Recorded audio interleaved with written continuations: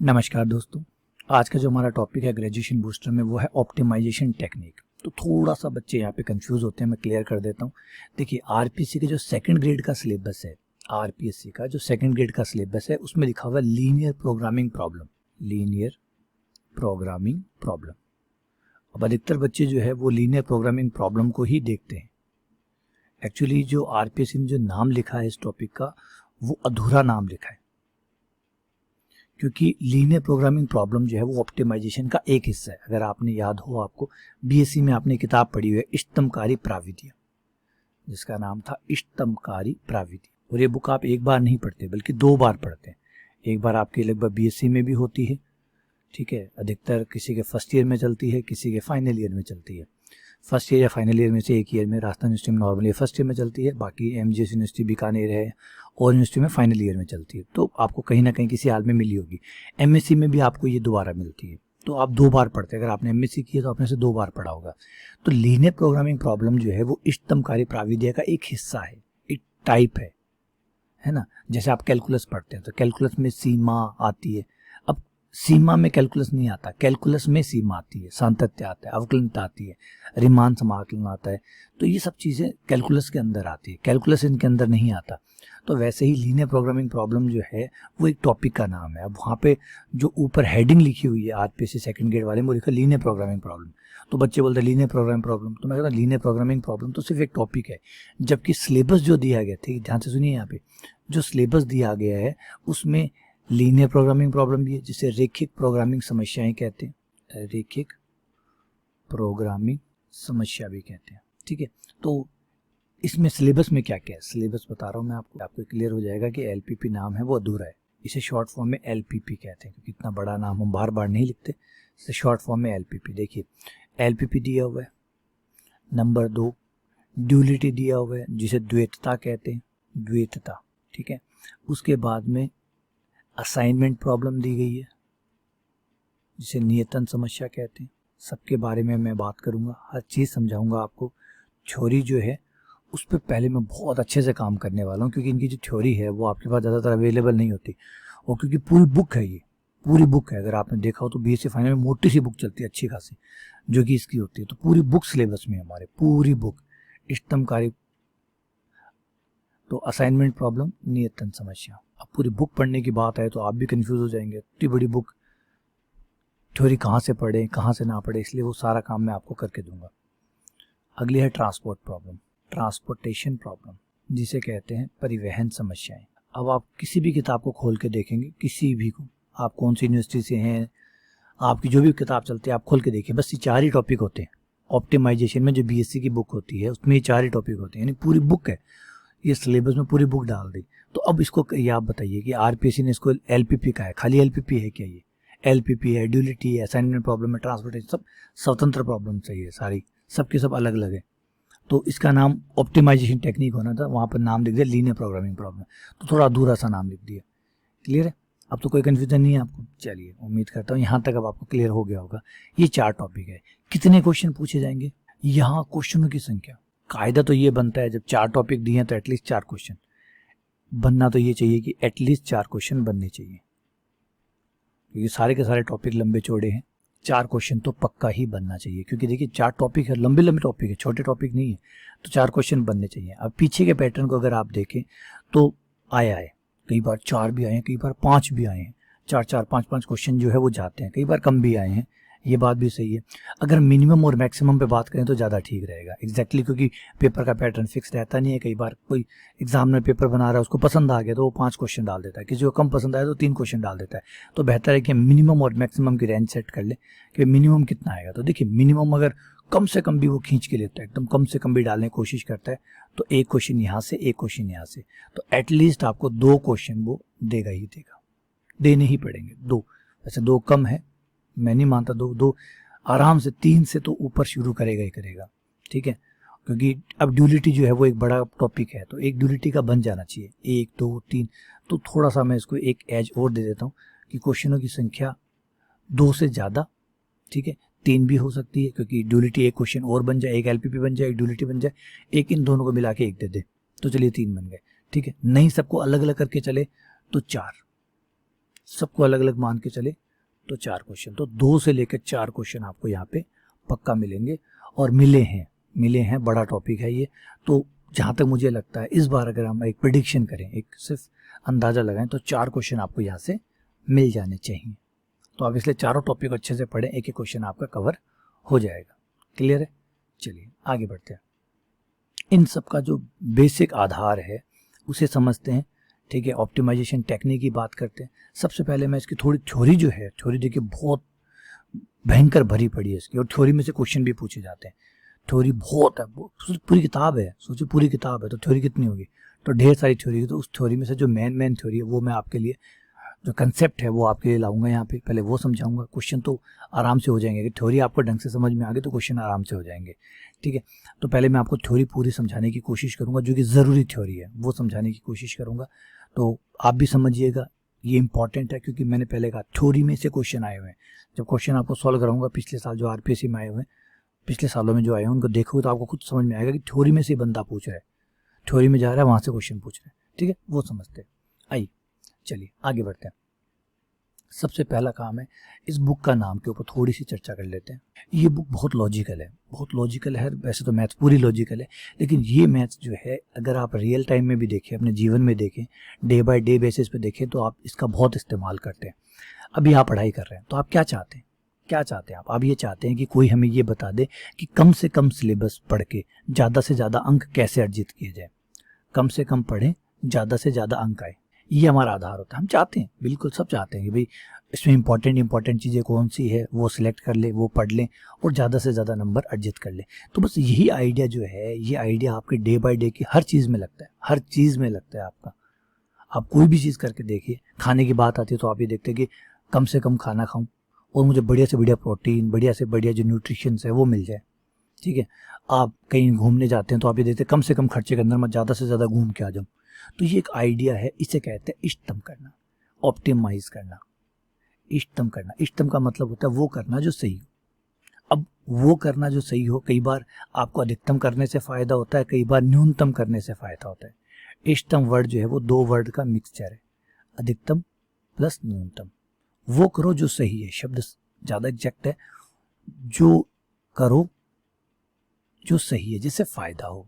जैसे घाटे की बात है, नुकसान की बात है, नुकसान को आप न्यूनतम करना चाहेंगे, क्योंकि नुकसान जितना न्यूनतम होगा उतना लाभ आपका बढ़ेगा।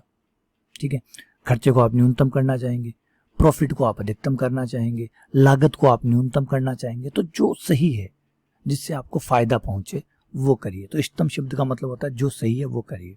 जैसे आलस है, आलस को कम से कम करिए, पढ़ाई को ज़्यादा से ज़्यादा करिए, एक्टिवनेस को ज़्यादा से ज़्यादा रखिए, सोने को न्यूनतम रखिए, जब आप सोते हैं तो उसको न्यूनतम रखिए, है ना, खाने को न्यूनतम रखिए।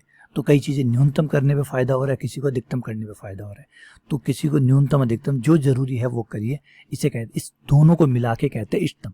इसीलिए कहते हैं भैया, जब भी हमें नहीं पता कि अधिकतम बोल रहा है कि न्यूनतम बोलना, तो हम कहते हैं ऑप्टिमाइज़ करिए, अपनी एबिलिटीज़ को ऑप्टिमाइज़ करिए। मतलब अपने स्ट्रेंथ को तो मजबूत करिए, अधिकतम करिए, अपनी कमज़ोरियों को न्यूनतम करिए, है ना, अपनी स्किल्स को ऑप्टिमाइज़ करिए। तो ऑप्टिमाइज वर्ड इसीलिए ज़्यादा फेमस है, क्योंकि इसमें दोनों कवर होते हैं। इसमें अपने आप कह दिया ऑप्टिमाइज, मतलब वो खुद जाने कि क्या करना चाहिए, कम करना है या ज़्यादा करना है, वो जानता है अपना फ़ायदा, तो फ़ायदा करे।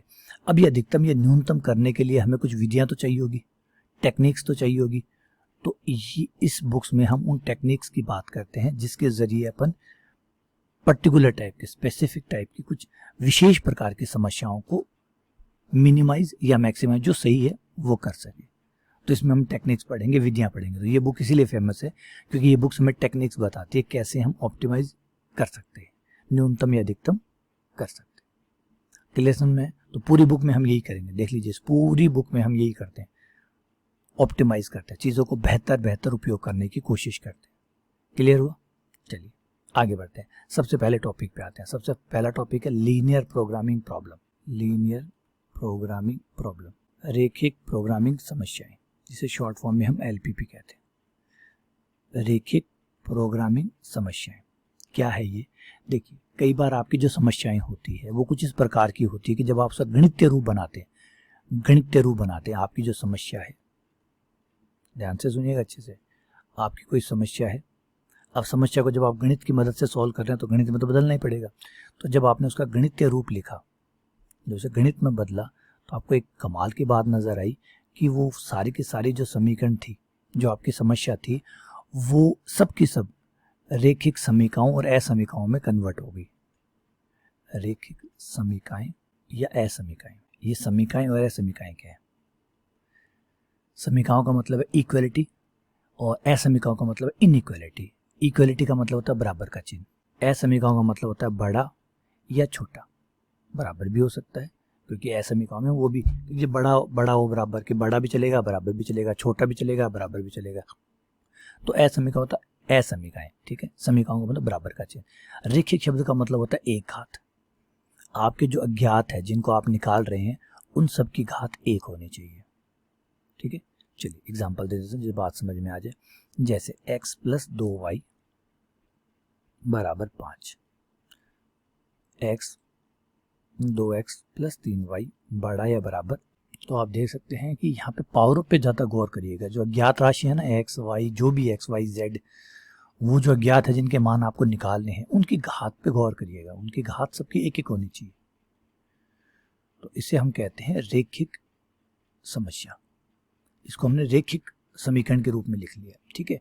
अब क्या नहीं है, नॉट अलाउड, उनके बारे में हम बात कर लेते हैं क्योंकि वो जानना भी ज़रूरी है कि कौन सी चीज़ें अलाउड नहीं है। जैसे अब आप कहेंगे x y plus 3y greater than equals to 1, क्या ये है? नहीं, ये रेखिक नहीं है। क्यों नहीं है रेखिक? क्योंकि x पे एक पावर है, y पे एक पावर है, दोनों गुणा हो रहे हैं। गुणा में हम घातें जोड़ते हैं तो एक और एक जुड़ के कितनी होगी? 2। 2 घात का हो गया, द्विघाती हो गया, है ना। 2 घात का हो गया, ये रेखिक नहीं रहा। रेखिक एक घात का होता है। रेखिक मतलब जो रेखा का समीकरण है, और रेखा के समीकरण की खासियत होती है उसमें सब पे एक एक पावर होती है। जो भी आपके x और y होते हैं उन पे देखिए पावर। रेखा के समीकरण को जाके देखिए, ax plus by plus c बराबर 0। x की कितनी घात है? 1। y की कितनी घात है? 1। तो ये द्विघाती हो गया, ये अलाउड नहीं है। ऐसे ही आप एक और देख सकते हैं, x square plus y plus 3x, ये भी नहीं है क्योंकि x पे कितनी पावर है? 2 पावर है। तो इसका मतलब ये होगा कि अज्ञात राशि जो है वो ना तो गुणा कर सकती है, वर्ग करने का मतलब भी तो गुणा ही होता है। जैसे स्क्वायर है, स्क्वायर का मतलब खुद से खुद की गुणा होगी, तो गुणा ही तो है ना। तो इसका मतलब अज्ञात राशियां गुणा नहीं कर सकते। अगर अज्ञात राशियां समीकरण में गुणा हो रही है, अज्ञात राशियां अगर गुणा हो रही है तो वो समीकरण रेखिक नहीं रह सकती, क्योंकि गुणा करते ही 2 पावर तो पक्की बन जाएगी, वो 2 से ज़्यादा भी बन सकती है, तो गुणा नहीं कर सकती, ठीक है ना। वो जुड़ सकती है, घट सकती है, गुणा नहीं कर सकती, ठीक है ना। तो इस टाइप की जो समस्याएं होती है जिनको हम रेखिक समीकरणों या असमीकरणों में लिख सकते हैं, उन्हें लीनियर प्रोग्रामिंग प्रॉब्लम कहते हैं। अब आप कहेंगे सर ऐसी कौन सी समस्याएं होती है जिसको ऐसे लिखा जा सकता है? चलिए एक एग्जाम्पल लेते हैं। तो चलिए ये नवकार पब्लिकेशन की बुक का एक क्वेश्चन है, डॉक्टर गोखरू की बुक नवकार पब्लिकेशन की, उसका एक क्वेश्चन मैं आपको करवाता हूँ। उसका जो समीकरण है वो बना के दिखाता हूँ, मैथमेटिक फॉर्म में कैसे बदलता है और ऑप्टिमाइजेशन का एक्चुअली मीनिंग क्या है वो आपको यहाँ पे समझ में आ जाएगा। तो क्वेश्चन को ध्यान से सुनिए, समझिए। देखिए एक फर्म है जिसमें 2 प्रकार के विद्युत उपकरण ए और बी बनाए जाते हैं। वहाँ पे 2 चीज़ें बनती है, ए और बी, ठीक है। ए और बी की प्रति इकाई पे लाभ 20 रुपये और 30 रुपये है। यानी अगर आप ए बनाते हैं तो आपको 20 रुपये का लाभ होगा और बी बनाएंगे तो 30 रुपये का लाभ होगा। अब सीधी सीधी बात है, हमारे दिमाग में भी ये काम करेगा कि भैया एक काम करते हैं, बी ज़्यादा बनाते हैं क्योंकि बी पे ज़्यादा प्रॉफिट है। लेकिन प्रॉब्लम ये होती है कि अगर बी को हम ज़्यादा बनाते हैं तो मशीनरी भी ज़्यादा खा रहा होगा, ये बात भी सही है। ऐसे थोड़ी जिसको इसको बनाने के लिए जो टाइम लग रहा होगा वो और लग रहा, वो भी तो ज़्यादा लग रहा होगा।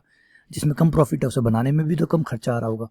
और दूसरी बात ये भी है कि उसमें जो मशीनरी है वो भी कम खर्च हो रही होगी। मशीनें तो आपके पास वही है, उसी से ए बनाना है, उसी से बी बनाना है, ठीक है ना। और अगर मशीनों का समय बी ज़्यादा ले रहा है तो हम कहीं सोचेंगे यार ए कितने बनाए, बी कितने बनाए, ताकि मशीनें ज़्यादा से ज़्यादा यूज़ हो जाए। ध्यान से सुनिए मेरी बात को, सबको समझ में आता है। क्या दुनिया में हर कोई जो है, रोल्स रॉयल में बहुत प्रॉफिट है, क्या हर कोई रोल्स रॉयल बना रहा है? तो आप कहेंगे नहीं सर नहीं बना रहा है। क्यों नहीं बना रहा? कोई ऑल्टो भी बना रहा है, मारुति ऑल्टो बना रहा है ना। तो हर तरह की चीज़ें बनती है, हर तरह की चीज़ें बनती है, क्योंकि सबको पता है जहाँ से जगह मिले, जहाँ प्रॉफिट, क्योंकि प्रॉफिट सीधा गणित नहीं है कि महंगी चीज़ बनाओ ज़्यादा प्रॉफिट कमाओ, और चीज़ों को भी देखना पड़ता है। हाँ देखिए और भी चीज़ें कौन कौन सी, उन पर बात करते हैं। तो 20 रुपये और 30 रुपये आपके लाभ हो गए, ठीक है। अब प्रति ए का, जब ए को बनाते हैं तो आपको 3 मोटर और 2 ट्रांसफार्मर का खर्चा होता है। मतलब 3 तो मोटर लगानी पड़ती है आपको, ए को बनाने के लिए 3 मोटर और 2 ट्रांसफार्मर लगाने पड़ते हैं। तो ट्रांसफार्मर जो है ये 2 खा रहा है, जबकि बी जो है वो 4 ट्रांसफार्मर खा रहा है, उस पर 4 ट्रांसफार्मर लगाने पड़ेंगे और 2 मोटर लगानी पड़ेगी। ये मोटर कम खा रहा है, बी जो है वो मोटर कम खा रहा है, ए जो है वो मोटर ज़्यादा खा रहा है लेकिन ट्रांसफार्मर कम खा रहा है, बी ट्रांसफार्मर ज़्यादा खा रहा है। अब थोड़ा सा इसको मैनेज करना पड़ेगा अपने को, मैनेज करना पड़ेगा। जैसे क्रिकेट की टीम आपने देखी है, एक मैनेज करके बनाई जाती है, सारे प्रकार के अच्छा बॉलर भी, अच्छा नहीं कि बहुत अच्छे बॉलर ही चूज़ कर लिए, ना ना ना, बहुत अच्छे बॉलर भी नहीं चाहिए, बहुत अच्छे बैट्समैन भी नहीं चाहिए, क्योंकि 11 जगह आप बैट्समैन से नहीं भर सकते, 11 जगह आप बॉलर से नहीं भर सकते, ठीक है ना। आप एक बैलेंस बनाते हैं कि भैया जो पहले दूसरे नंबर पे बहुत अच्छा खेले उनको पहले दूसरे नंबर पे, तीसरे नंबर का जो तीसरे नंबर की अलग रिक्वायरमेंट है, चौथे नंबर की अलग रिक्वायरमेंट है, विकेट कीपर की अलग रिक्वायरमेंट है, बॉलर की अलग रिक्वायरमेंट है, स्पिनर की अलग रिक्वायरमेंट है। तो वो सारी रिक्वायरमेंट देख के आप उन 11 जगहों को भरते हैं। तो यहाँ पे भी कुछ ऐसा ही है। एक माह में, अब देखिए, अब यहाँ पे इसने एक शर्त लगा दी है कि 1 महीने में आप सिर्फ 210 मोटर ही यूज़ कर सकते हैं। अब 210 मोटर है तो अगर हमने ज़्यादा ए ज़्यादा बनाए तो मोटर तो ये खा जाएगा सारी की सारी ए, जबकि हमें पता है कि बी जो है वो कम मोटर खाता है, तो मोटर के हिसाब से तो हमें बी बनाना चाहिए, मोटर के हिसाब से तो हमें बी बनाना चाहिए, लेकिन ट्रांसफार्मर के हिसाब से हमें ए बनाना चाहिए। देख लीजिए क्वेश्चन क्रॉस कर रहा है एक दूसरे को। भाई अगर हम ट्रांसफार्मर के हिसाब से जाएं तो ट्रांसफार्मर जो है उसमें ए जो है वो कम ट्रांसफार्मर खा रहा है, तो ए ज़्यादा बनाना चाहिए, लेकिन ए मोटर ज़्यादा खाएगा, फिर मोटर भी हमारे पास लिमिटेड है, ट्रांसफार्मर भी हमारे पास लिमिटेड है, तो हमें बैलेंस बनाना पड़ेगा, मैंने बैलेंस बनाना पड़ेगा। तो 300 बी उपकरण जो कि निर्यात मॉडल है कि प्रत्येक इकाई में वोल्टेज स्थिर रखने में यंत्र लगाना आवश्यक है, ऐसे यंत्र 1 माह में 65 प्राप्त किए जा सकते हैं। ये भी एक शर्त लगा दी कि 65 ही प्राप्त किए जा सकते हैं। अधिकतम लाभ, हमें लाभ ज़्यादा से ज़्यादा कमा के देना है, उसके लिए आप एलपीपी बनाइए और उसको सॉल्व करिए, ठीक है। मैं सॉल्व तो भी नहीं करूँगा, सिर्फ आपको इक्वेशन बनाना सिखाऊंगा। चलिए क्वेश्चन पे आते हैं और इसकी मैथमेटिकल रूप में कन्वर्ट करते हैं। सबसे पहले अब वो जो भी बना रहा है, मान लीजिए ए प्रकार की जो प्रोडक्ट बना रहा है वो एक्स है, पूरे महीने में वो एक्स प्रोडक्ट ए बनाता है, एक्स का मतलब 10, 15, 20 जो भी है वो एक्स बनाता है। 1 माह में ए उपकरण की संख्या मान लीजिए एक्स है, उसने पूरे महीने एक्स बनाए, कम ज़्यादा कर लेंगे, एक बार एक्स मान लीजिए। बी उपकरण जो उसने पूरे महीने में बनाए मान लीजिए वो वाई है, हो गया, ठीक है। अब यहाँ पे पहले लाभ का देखिए, एक पे 20 रुपए का लाभ होता है, एक उपकरण पे 20 रुपए का लाभ होता है, तो हमने तो एक्स बनाए हैं तो कितना लाभ हो जाएगा 20x। बी के वाई बनाए हैं तो एक पे 30 रुपए का लाभ होता है 30y, तो आपका लाभ कितना हुआ पूरे महीने में, लाभ कितना हुआ, लाभ हुआ 20x प्लस 30y, ये हो गया आपका लाभ। अब आपको एक्स और वाई का मान इस तरीके से सेट करना है कि लाभ ज़्यादा से ज़्यादा हो, क्योंकि हर कोई लाभ कमाने के लिए काम करता है, तो लाभ ज़्यादा से ज़्यादा हो, ठीक है। चलिए अब उसके बाद में जो हिसाब किताब एक टेबल और बनानी पड़ेगी कि कौन सी चीज़ कितनी मशीनें को इतना ट्रांसफार्मर खाती है। ये रहा आपका ए और ये रहा आपका बी प्रोडक्ट, ए प्रोडक्ट बी प्रोडक्ट। इसके लिए 2 चीज़ें खर्च हो रही है, एक है मोटर और एक है ट्रांसफार्मर। जो ए है, ए की 1 यूनिट बनाने के लिए आप 3 मोटर और 2 ट्रांसफार्मर लगाते हैं, 3 मोटर 2 ट्रांसफार्मर। बी को बनाने के लिए आप 2 मोटर 4 ट्रांसफार्मर लगाते हैं, 2 मोटर 4 ट्रांसफार्मर लगाते हैं, ठीक है। लेकिन याद रखिएगा कि मोटर ज़्यादा से ज़्यादा आप कितनी यूज़ कर सकते हैं, 210, ट्रांसफार्मर 300, ठीक है। तो हमने पूरे महीने में कितने ए बनाए एक्स, कितने बी बनाए वाई, ठीक है। अब ध्यान से सुनिए यहाँ पे बात को, देखिए एक ए का एक प्रोडक्ट 3 मोटर खाता है, तो एक्स प्रोडक्ट कितनी मोटर खा जाएंगे, 3 मोटर तो ये खा जाए, 3x मोटर तो ये खा जाएंगे। और बी का एक प्रोडक्ट 2 मोटर खाता है, तो वाई प्रोडक्ट बना रहे हैं, तो 1 2 खाता है, तो वाई प्रोडक्ट कितने खाएंगे 2y। अभी आगे मोटर का हिसाब, लेकिन मोटर की संख्या 210 से ज़्यादा नहीं हो सकती, चाहे वो ए पे खर्च करो, चाहे मोटर थोड़ी जानती है, अगर किसी मशीन को चलाना है, वॉशिंग मशीन को चलाना है, वो अगर 8 घंटे ज़्यादा नहीं चला सकते, तो 8 घंटे में आप चाहे कोई भी कपड़े धोइए, मोटर को मतलब नहीं है, वॉशिंग मशीन तो 8 घंटे ही चलनी है तो 8 घंटे चलेगी। तो ये 210 यूज़ करने तो 210 यूज़ करनी है। अब आप चाहे कितने एक्स बनाए कितने वाई बनाए, इसको कोई हेडेक नहीं है। इसने कहा टोटल 210 से कम आना चाहिए, 210 के बराबर आना चाहिए। 210 से ज़्यादा मोटर है ही नहीं, चलाएंगे कहाँ से। आपके घर में 3 साइकिल है, चौथी साइकिल है ही नहीं, तो चलाएंगे कहाँ से। तो वही बात है, जितना है उससे कम हो सकता है। 3 साइकिल खड़ी है, आप 2 चला सकते हैं, 1 चला सकते हैं, कोई भी मत चलाइए, आपकी मर्जी है। लेकिन 3 साइकिल खड़ी है, 4 नहीं चला सकते, ज़्यादा से ज़्यादा 3 चला सकते, 3 से ज़्यादा नहीं चला सकते। तो मोटर ए का जो हिसाब किताब था वो हमने निकाला, क्योंकि ए ने 3 मोटर खाई तो ए के एक्स प्रोडक्ट बना रहे हैं, एक्स चीजें बना रहे हैं। मान लीजिए ये वॉशिंग मशीन है, ये टीवी है, तो एक्स वॉशिंग मशीन, एक वॉशिंग मशीन 3 मोटर खर्च कर रही है, तो एक्स वॉशिंग मशीन 3x, ऐसे ही 2y, इनका जोड़ 210 से कम होना चाहिए। ऐसे ट्रांसफार्मर का हिसाब किताब कर लीजिए, ए के एक प्रोडक्ट 2 ट्रांसफार्मर खाता है, तो ये 2x तो ये खा गया और 4y ये खा गया, दोनों मिला के 300 से हो गया। अब एक चीज और देखिए कि भाई मोटर्स की संख्या, सॉरी ए प्रोडक्ट जो बनेंगे या बी प्रोडक्ट जो बनेंगे उनकी संख्या धनात्मक होगी, माइनस की तो नहीं हो सकती। बोला नहीं हो सकती, क्यों? क्योंकि आप माइनस के 2 प्रोडक्ट, माइनस के 3 प्रोडक्ट तो नहीं बनाते, या तो 0 प्रोडक्ट बनाएंगे, या 1 बनाएंगे, 2 बनाएंगे, 3 बनाएंगे, माइनस में नहीं बनाएंगे। तो x y greater than equals to 0। अब एक कंडीशन और बाकी है, उसको और पूरा कर लेते हैं।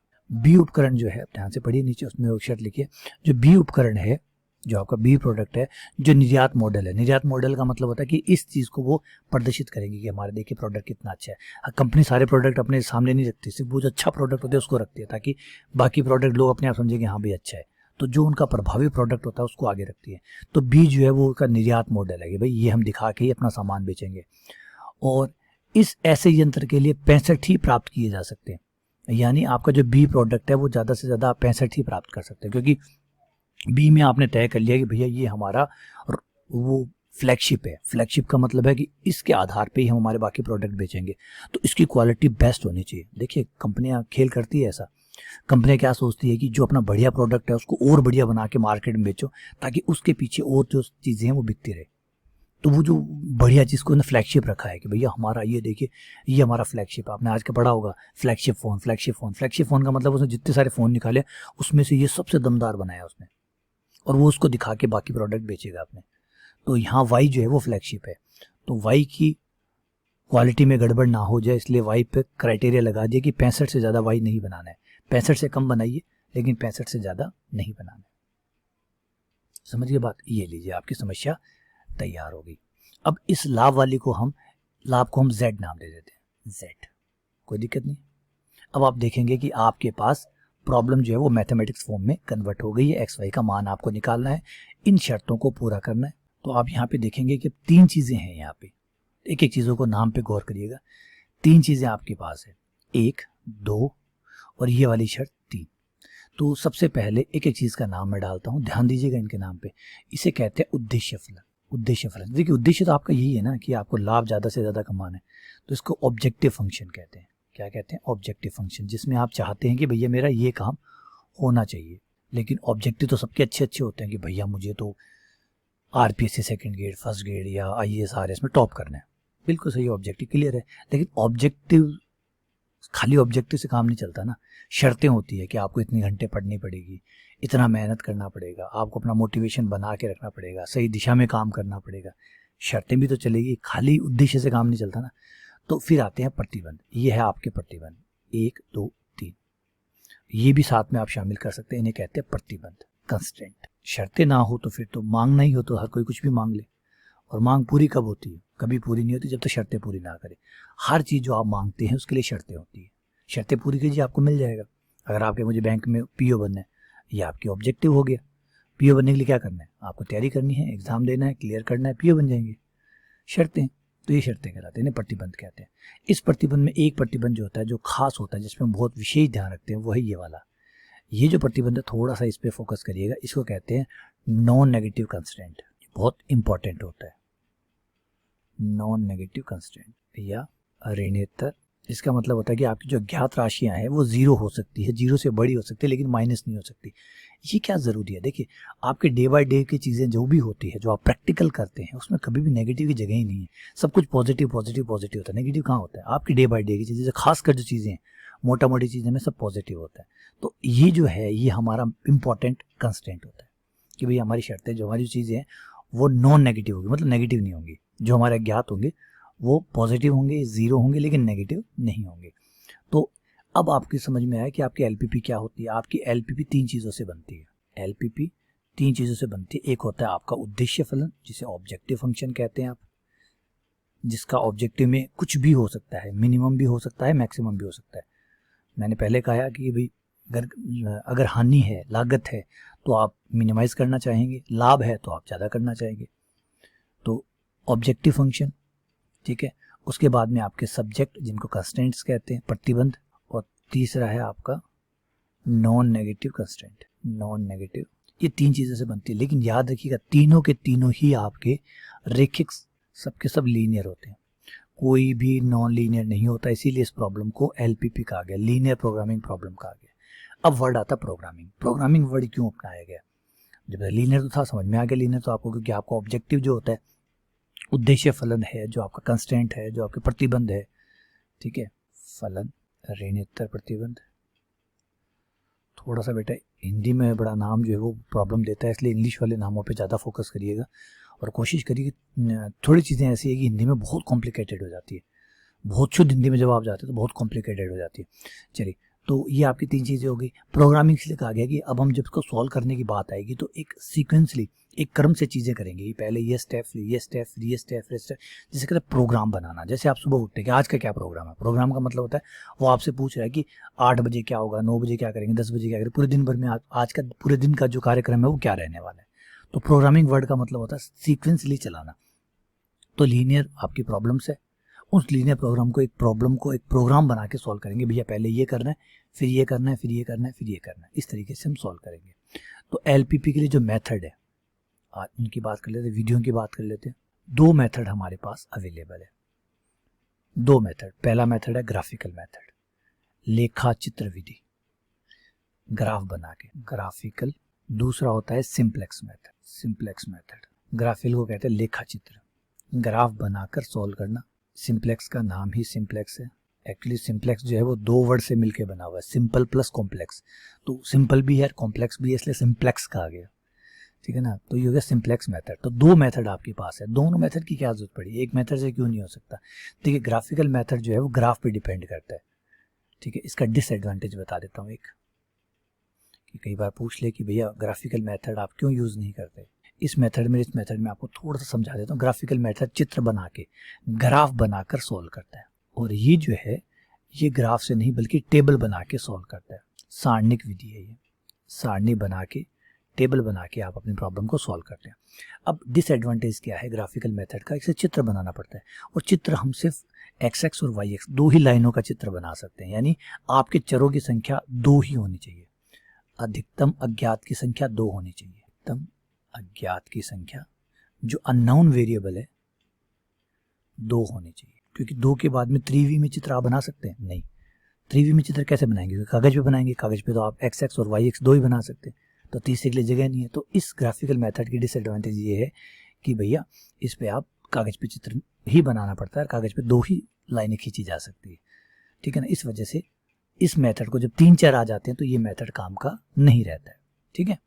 क्लियर हुआ ग्राफिकल मेथड की प्रॉब्लम? हाँ, ग्राफिकल मेथड की एक अच्छी बात ये है, एडवांटेज ये है कि फास्ट मेथड है, फास्ट मेथड है। फटाफट आप, अगर 2 चर ही है आपके पास ज़्यादा से ज़्यादा, तो आप इस मेथड को फटाफट सॉल्व कर सकते हैं कंप्यूटर की सहायता से, जल्दी से आपको ये बना देगा, चित्र वित्र बना देगा। थोड़ा फास्ट है, थोड़ा अच्छा है। सिंप्लेक्स मेथड जो है वो आप टेबल पे बनाते हैं। टेबल में तो आपको क्या होता है, एक और पंक्ति नहीं बना दी, एक और वेरिएबल ऐड हुआ, एक और नई पंक्ति बना दी। मान लीजिए आपके पास एक वेरिएबल था, तो एक वेरिएबल था x, तो उसकी एक टेबल बन गई। y के लिए आपने एक और बना दिया। अगर मान लीजिए एक वेरिएबल और ऐड हो जाता है z, तो एक और बना देंगे। अब पंक्तियां बनाने में कितना जोर आएगा? जैसे आप एक्सेल सीट यूज़ करते हैं माइक्रोसॉफ्ट की, जब आपके पास एक चीज़ और आ जाती है, जैसे मान लीजिए आप एक टेबल बना रहे हैं, स्टूडेंट का नाम, पिता का नाम, एड्रेस, फ़ोन नंबर, अचानक आपका जन्म तिथि भी लिखनी है तो एक बॉक्स और बना दीजिए, और कुछ लिखना है और एक बॉक्स बना दीजिए, डैश डैश डैश बनाते जाइए, कहाँ दिक्कत आ रही। तो इसमें ये प्रॉब्लम नहीं आता। इसमें वेरिएबल की संख्या चाहे कितनी है उसकी, ये उसकी डिसएडवांटेज इसके लिए एडवांटेज बन गई कि भाई ये कितने भी टेबल, कितने भी चर हो, ये सॉल्व कर सकता है, ठीक है। ये 2 तरीके हो गए। क्लियर है, आपको समझ में आया? चलिए मैं पहले इसको ग्राफिकल मेथड जो है वो आपको समझा देता हूँ, फिर हम थोड़ा सा और बात करेंगे। पहले तो ये समझ लीजिए ग्राफिकल मेथड आपका 12th क्लास में आता है, NCERT के अंदर। NCERT की जो बुक्स है उसमें क्लास 12th में आपको ये मिलेगा टॉपिक, जाके आप वहाँ डिटेल से पढ़ सकते हैं। उसका नाम भी यही है, लीनियर प्रोग्रामिंग प्रॉब्लम। एक क्वेश्चन मैं आपको करवाऊंगा यहाँ पे, रेखिक प्रोग्रामिंग समस्या के नाम से एक्सरसाइज 12 है, और 2 एक्सरसाइज मिलेगी, 12.1 और 12.2। दोनों में ही लीनियर प्रोग्रामिंग प्रॉब्लम की ही क्वेश्चन है कि कैसे सॉल्व किया जाता है। तो वहाँ डिटेल से अगर आपको वहाँ पढ़ना है तो 12th क्लास वाले इस टॉपिक में जाके पढ़ लीजिएगा, ठीक है। यहाँ मैं आपको एक छोटी सी प्रॉब्लम जो है वो सॉल्व करना सिखाऊंगा। आ जाइए, एक एग्जांपल ले लेते हैं। मैक्सिमम z, ये हमारा उद्देश्य हो गया। सब्जेक्ट टू मतलब हमारा जो मैक्सिमम करना है वो इनके अंतर्गत करना है, इन शर्तों के अंतर्गत हमें करना है। ये शर्तें हैं और ये आपका वो इम्पोर्टेंट शर्त कि एक्स वाई ग्रेटर देन 0 होंगे, ठीक है। अब आप इसको लेखा चित्र यानी ग्राफिकल मेथड से सॉल्व करना है। ग्राफिकल मेथड में आपको क्या करना होता है, ज़्यादा माथापच्ची करने की जरूरत नहीं होती, आपको चित्र बनाने होते हैं, ठीक है। सबसे पहले आप एक बार भूल जाइए कि छोटे बड़े का चिन्ह है, एक बार बराबर का चिन्ह लेकर सॉल्व करिए। ये बराबर का चिन्ह लिया, ठीक है। इसको भी ऐसे ही लेंगे, बराबर का चिन्ह लेंगे। एक बार भूल जाइए कि छोटा है या बड़ा है, उससे कोई मतलब नहीं रखना है। एक बार बराबर का चिन्ह लेना है, सॉल्व करना है, ठीक है। चित्र में इनको डालना है। अब चित्र में इनको कैसे डालना है, सिंपल तरीका है। x का मान 0 रख के y निकाल लीजिए, y का मान 0 रख के x निकाल लीजिए। x बराबर 0 पे जब y निकालेंगे तो वो 3/2 आएगा। फिर y बराबर 0 पर x का मान निकाल लीजिए, x का मान 3 आएगा। तो x पर 3 काट लीजिए, 1 2, y पे 3/2, तो ये 1 2 3, y पे 3/2 तो वो यहाँ होगा। दोनों को मिला दीजिए, ये आपकी लाइन बन गई, ठीक है। ये आपकी लाइन बन गई। थोड़ा सा यहाँ पे आपको ध्यान देना है कि देखिए जब बराबर का चिन्ह होता है तो लाइन बनती है, लेकिन जब बराबर का चिन्ह नहीं होता, बड़ा या छोटे का चिन्ह होता है, तो लाइन के इस तरफ या लाइन के उस तरफ का क्षेत्र आपके पास आता है। जैसे खेत होता है आपका, सड़क के इस तरफ होगा या सड़क के इस तरफ होगा, ठीक है ना। तो ये जो लाइन है, अब आप बराबर का चिन्ह होता है तो एग्जैक्टली ये लाइन होती है। जब बराबर का चिन्ह होता है तो ये लाइन आपकी होती है, सिर्फ लाइन होती है ना। तो लाइन का लेफ्ट हिस्सा आपका है ना, राइट आपका है। जो सड़क है बस वो आपकी है। अगर बराबर का चिन्ह है तो सड़क आपकी है, लेकिन अगर बराबर का चिन्ह नहीं है, बड़ा या छोटा है, तो सड़क के इधर वाला या सड़क के इधर वाला हिस्सा आपका है। लेकिन कौन सा हिस्सा आपका है ये जानने के लिए आपको एक बिंदु को रख के देखना पड़ता है। जैसे मूल बिंदु है, मूल बिंदु को आप अपने समीकरण में रख के देखिए, असमीका में रख के देखिए। अगर वो संतुष्ट होता है, इसका मतलब मूल बिंदु जो है वो आपके क्षेत्र में आता है। मूल बिंदु आपके क्षेत्र का हिस्सा है। और कोई मूल बिंदु रखने की जरूरत नहीं है, आप कोई भी एक बिंदु आप रख के देख लीजिए, आपको पता चल जाएगा कि वो आपके क्षेत्र में, आपके एरिया में आता है या नहीं आता। तो मैं मूल बिंदु जो है उसको चेक कर लेता हूँ, क्योंकि सबसे आसान होता है रखना। 0 0 आप अपने समीकरण में रखिए। अगर 0 0 संतुष्ट कर जाता है, इसका मतलब है ये आपका ही हिस्सा है, आपके क्षेत्र का हिस्सा है। देखिए मैंने 0 रखा, 0 छोटा है बराबर है 3 के, तो ये कह रहा है छोटा है तब भी सही है, बराबर है तब भी सही है, लेकिन बड़ा है तब गलत है। छोटा चलेगा, बराबर भी चलेगा, लेकिन बड़ा नहीं चलेगा। तो बताइए क्या 0 बराबर है 3 के? नहीं, बराबर नहीं है, कोई बात नहीं। छोटा है, हाँ छोटा है, तो छोटा हो चाहे बराबर हो दोनों ही चल जाएंगे, बड़ा नहीं चलेगा, लेकिन छोटा है ना, चल गया। बोले यस, हाँ जी हाँ है। तो इसका मतलब 0 0 आपके क्षेत्र में आता है। तो इसका मतलब इस जो है x + 2y < 3 जो है, इसका क्षेत्र नीचे की तरफ होगा। ये इसका एरिया, ये पूरा इतनी बड़ी बड़ी लाइनें बनाना मेरे लिए मुश्किल होगा, तो आप देखिएगा पूरा है, टोटल हो गया। ऐसे ही आप अपनी दूसरी लाइन की तरफ फोकस करिए। यहाँ पे आइए दूसरी लाइन के ऊपर, इसमें भी आपको वही सब कुछ करना है। x का मान 0 रख के y निकाल लीजिए, y आ गया 5/, y का मान 0 रख के x निकाल लीजिए, x आ गया 5/3। तो पहले इन बिंदु के मैं निर्देशांक लिख देता हूँ वरना भूल जाऊंगा। ये था 3 0 और ये था 0 3/2। x का मान 5/3, x का मान 5/3 थोड़ा सा 5/3 होता है, लगभग 1.87 के आसपास, तो लगभग यहाँ मान लेते हैं। और y का मान 5/2 यहाँ मिलेगा। ये लीजिए, इनको मिला दीजिए, ये आपने मिला दिया, ठीक है। इस बिंदु के निर्देशांक कितने आए थे? 5/3 और 0, और ये आपका हो गया 0 5/2। और इसका क्षेत्र भी अगर इसमें 0 0 रख के देखें तो आप देखेंगे कि ये सेटिस्फाई करता है। ये नहीं, ये वाला असमीका लेनी है आपको। देखिए समीका होती तो लाइन बननी थी, लाइन बना दी हमने। अब हमें असमीका पे वापस जाना है, ये देखना है कि क्षेत्र नीचे है या ऊपर है, मतलब इस रेखा के नीचे रहेगा या ऊपर रहेगा। तो अगर ये 0 0 इसको सेटिस्फाई कर जाता है तो 0 0 आपके क्षेत्र में है, 0 0 आपके क्षेत्र में है, तो जिस तरफ 0 0 है वही खेत आपका है। तो 0 0 वाला क्षेत्र हमारा है। तो ये लीजिए 0 0 नीचे है, इसका मतलब हमारा क्षेत्र नीचे है। अब आपको क्या करना है, इनका एक सुसंगत क्षेत्र देखना है। सुसंगत क्षेत्र या उभयनिष्ठ क्षेत्र, ऐसा क्षेत्र जिसमें दोनों के खेत आते हो। तो ऐसा क्षेत्र अगर आप देखें जिसमें दोनों के खेत आते हो तो वो आपका ये वाला है। ये एक बहुभुज बन जाता है, इस तरीके से बन गया ये बहुभुज। इसको कहते हैं अवमुख समुच्चय। ये बंद हो गया ना, अवमुख समुच्चय, इसके बारे में हम आगे बात करेंगे। कॉन्वेक्स सेट कहते हैं इसको। इसके जो किनारे हैं वो बहुत इंपॉर्टेंट होते हैं। इसके जो किनारे हैं, कोणीय बिंदु भी कहते हैं इनको। कोणीय बिंदु ये देखिए, ये वाला, ये वाला, ये वाला, जहाँ जहाँ पे कट रही हैं लाइनें, इन बिंदु को कोणीय बिंदु कहते हैं। इन चारों बिंदुओं में हमें किसी न किसी बिंदु पर हमारा आंसर मिलेगा। 0 0, 5/3 0, दूसरा ये आ गया 0 3/2। इनको सॉल्व कर, ये जो ये बिंदु है ये अभी तक नहीं मिला है, मिल जाएगा। ये दोनों के काटने से बना है, काटने से बना है, इसका मतलब दोनों को सॉल्व करना है। दोनों समीकरण को जब आप सॉल्व करेंगे तो आपको x + 2y = 3, दूसरा है आपका 3x + 2y = 5। दोनों समीकरण को अगर मैं घटा दूं, घटाती 2y कट गया, -2x बराबर -2 और x बराबर 1। x का मान 1 रखेंगे तो y का मान भी 1 आ जाएगा। तो ये आया 1 1, ये आ गया आपका 1 1। तो चौथा बिंदु आपका हो गया 1 1। अब ये सारे बिंदु आपको ले जाके अपने z में रखने हैं और पता करना है कि z का मान इन चारों बिंदुओं पे क्या क्या आता है। z आपका क्या है? z था आपका x + 2y। x + 2y का मान आपको सब बिंदुओं पे निकालना है, इन बिंदुओं पे जो आपके इस सुसंगत क्षेत्र में आए हैं। 0 0 रखा, 0 आ गया। फिर 5/3 0 रखा, ये 5/3 आ गया। फिर 0 3/2 रखा, ये 3 आ गया। फिर 1 1 रखा, ठीक है। अब आप इसमें से देखिए किस पे सबसे ज़्यादा मान आया, सबसे बड़ा मान के, क्योंकि आपको मैक्सिमम चाहिए, मिनिमम चाहिए, मैक्सिमम चाहिए। मैक्सिमम आपको कहाँ मिला? मैक्सिमम कहाँ मिला? मैक्सिमम 3 आया। 0 3/2 पे भी आ रहा है, 1 1 पे भी आ रहा है। तो ये आपके दोनों ही आंसर हो गए। हाँ, हमें तो देखिए सबसे बड़ा चाहिए था। 0 5/3 3 3, सबसे बड़ा कौन हुआ? 3 हुआ। तो 3 बड़ा हो तो ये हुआ ना, 3 इन दोनों पे आ रहा है। तो सबसे बड़ा हमें जो सबसे हमारे जो कोणीय बिंदु, जो क्षेत्र बनेगा सुसंगत, उसके जो प्रतिच्छेद बिंदु होंगे, उन बिंदुओं पे जो z का सबसे बड़ा मान, अगर मैक्सिमम है तो सबसे बड़ा मान, मिनिमम है तो सबसे छोटा मान, जो भी हमें देगा वो हमारा आंसर होगा। ठीक है। अब हमें 0 3/2 भी आंसर दे रहा है और 1 1 भी आंसर दे रहा है। वैसे नॉर्मली इकलौता बिंदु होता है अधिकतर केस में, लेकिन कई बार 2 बिंदु मिल, जब 2 मिल जाए तो समझ जाइए कि सिर्फ 2 नहीं है, फिर तो और भी बहुत सारे। अब आपको देखिए इस पे भी आंसर मिला है, इस पे भी मिला है। इसका मतलब है कि इस पूरी लाइन पे आपको आंसर मिलेंगे। इस पूरी लाइन पे किसी भी बिंदु पे जब आप आंसर निकालेंगे तो 3 ही आएगा। तो आप कह सकते हैं कि 0 3/2 से 1 1 को मिलाने वाला रेखाखंड हल होगा। मिलाने वाला रेखाखंड का प्रत्येक बिंदु इष्टतम हल होगा। अब ये वर्ड मैंने क्या लिखा, आइए समझाता हूँ। देखिए पहले एक बात समझिए, सबसे इंपॉर्टेंट चीज जो है उसको ध्यान रखिएगा। इन बिंदुओं को, जैसे सारे आपके जो आंसर आए हैं, ये जो आंसर आए हैं, इन्हें कहते हैं आधारी सुसंगत हल। आधारी सुसंगत हल, ठीक है। इंग्लिश में कहते हैं बेसिक फेजिबल सॉल्यूशन, BFS।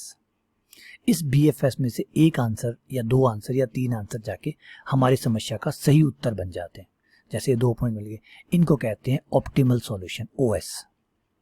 जिस पे हमारा उद्देश्य साकार हो जाए उसे ऑप्टिमल सॉल्यूशन कहते हैं, शॉर्ट फॉर्म में OS कहते हैं।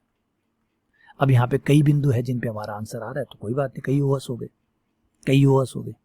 समझ में आ गया आंसर। इन्हें BFS कहा जाता है, मतलब आधारी सुसंगत हल। और इनके बारे में भी आगे डिटेल से पढ़ेंगे। अभी तो आपको एक बेसिक समझाने के लिए था, बाकी मैं आपको समझाऊंगा। तो यहाँ तक क्लियर हुआ। इन्हें ऑप्टिमल सॉल्यूशन OS कहते हैं। जो उसमें से जिस पे आपका उद्देश्य जो आप चाहते थे वो आपको मिल रहा है, उसे OS कहते हैं, ऑप्टिमल सॉल्यूशन कहते हैं। क्लियर हुआ आपको? ये है लेखा चित्र विधि। अब इसमें प्रॉब्लम क्या है कि 2 लाइनें ही बन सकती है, तीसरी लाइन नहीं बन सकती। अगर आपके 3 वेरिएबल है तो आपका ये डिज़ाइन काम नहीं करेगा। तो ये प्रॉब्लम सॉल्व करने के लिए हमने आगे सिंप्लेक्स मेथड का इस्तेमाल किया। तो यहाँ तक आपको क्लियर हो गया। देखिए अभी थ्योरी बहुत बाकी है। समस्या ये है कि थ्योरी बहुत है इसके अंदर, और खासकर LPP में तो भरी पड़ी है थ्योरी।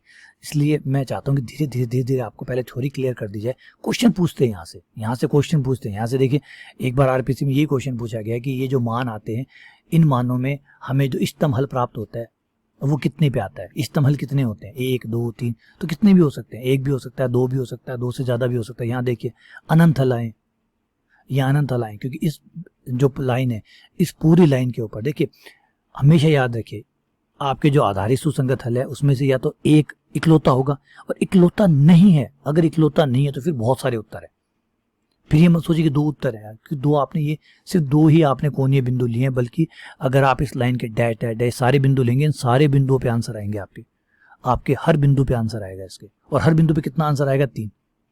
हर बिंदु पे 3 आंसर आएगा आपका, प्रत्येक बिंदु पे 3 आंसर आएगा, इसलिए हर बिंदु आंसर होगा। तो इसमें क्या होता है कि ये जो चरम मान, इनको चरम मान भी कहते हैं, कि ये जो चरम बिंदु है जहाँ काट रहा है वो चरम बिंदु अगर हम ले, तो जितने चरम बिंदु आपको प्राप्त होते हैं उसमें या तो इकलौते पे आंसर आता है, या तो इकलौते पे आता है। इकलौते पे नहीं आता तो फिर अनंत बिंदुओं पे आंसर आता है। 2 या 3 नहीं हो सकते। समझ गए बात? क्लियर है यहाँ तक? आगे बात सुनने, तो ये थोड़ा सा आपको ध्यान रखना है। तो ये छोटी छोटी बातें जो है क्वेश्चन इसी में से निकाल के वो पूछ लेता है।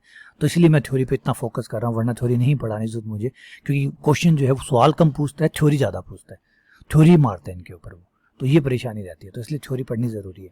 तो चलिए, उम्मीद करता हूँ यहाँ तक आपको अच्छे से समझ में आ गया होगा। आइए आगे बढ़ते हैं। अब एक चीज़ यहाँ पे, एक चीज़ पहले से थोड़ा सा ध्यान रखिए, बड़े हिंदी में हम बातें कर रहे हैं, हिंदी में बातें चलती नहीं है। गणित तो गणित से ही चलेगी, ना कि हिंदी से चलेगी। तो ये जो बातें हैं, हमने कहा कि ये BFS है, ये फलान है, थोड़ा सा इसको मैथमेटिक्स रूप में बताना पड़ेगा। क्योंकि देखिए, मैं चाहे कितनी भी हिंदी में समझा दूँ, सरल से सरल भाषा में समझा दूंगा, लेकिन ठीक है, लेकिन जब जैसे पेपर में जाएंगे, पेपर आपको सरल भाषा में नहीं पूछेगा। पेपर आपको सरल भाषा में, वो जो अमित जी वाली भाषा है उस भाषा में नहीं पूछेगा कि बताओ कौन सा आधारित सुसंगत हल है, वो गणित रूप में पूछेगा। तो बेहतर है कि जो गणित रूप है उसको हम पढ़ें, ना कि इस तरीके से। एक बार ठीक है, समझने के लिए ज़रूरी था, कच्चे से शुरू करें और फिर पक्के की तरफ चलें। तो कच्चे से शुरू कर लिया, पक्के पे चलते हैं। अब इसको पूरा मैथमेटिकल रूप जो है वो देने की कोशिश करते हैं। आइए शुरुआत करते हैं। देखिए, गणितीय रूप शुरू करते हैं। सबसे पहले LPP का गणितीय रूप, मैथमेटिकल फॉर्म। सबसे पहले आपका Z जो भी है, मैक्सिमम है या मिनिमम है, वो आप आगे लिखेंगे, ठीक है। फिर आपका जो भी उद्देश्य है, मान लीजिए वो 3x + 2y। आपका सब्जेक्ट जो है, इसे ऑब्जेक्ट ऐसे भी लिखा होता है, OBJ, ऑब्जेक्टिव। सब्जेक्ट टू इन शर्तों के अंतर्गत, <5 + 3y 7, ठीक है। और एक आपका नॉन नेगेटिव कंस्ट्रेंट xy > 0। सबसे पहले आपको क्या करना है, इस सबको मैट्रिक्स फॉर्म में चेंज करना है, ठीक है। जैसे आप आराम से इसकी मैट्रिक्स बना सकते हैं, 3 2 xy। अब आप जैसे इस मैट्रिक्स को सॉल्व करेंगे, मतलब गुणा करेंगे, आपको वापस से ये मिल जाएगा। तो इस तरीके से आप इनकी मैट्रिक्स फॉर्म बनाएंगे। ऐसे ही आप इनकी भी मैट्रिक्स फॉर्म बनाएंगे। पहले इनकी जो गुणांक है 3 2, ये आपने पढ़ा हुआ है, मैट्रिक्स में पढ़ा हुआ है समीकरण सिद्धांत में, कि कैसे समीकरण को आप सॉल्व करते हैं। 3 1 2 3 और फिर xy। इस तरीके से आप इनको मैट्रिक्स में कन्वर्ट कर लेंगे, <= इस तरीके से आप इनको मैट्रिक्स फॉर्म में कन्वर्ट कर लेंगे। अब यहाँ पे जो ध्यान दीजिएगा, इस मैट्रिक्स को, ये जो आपका ऑब्जेक्टिव उद्देश्य फलन है, उद्देश्य फलन में जो गुणांकों की मैट्रिक्स होती है उसको C कहते हैं, और जो आपके अज्ञात है उसको X मैट्रिक्स कहते हैं। C मैट्रिक्स कौन है? C कौन है? जो आपका उद्देश्य फलन है, उद्देश्य फलन में जो गुणांक होंगे xy के, जो अज्ञातों के गुणांक होंगे, उसे C मैट्रिक्स, X मैट्रिक्स।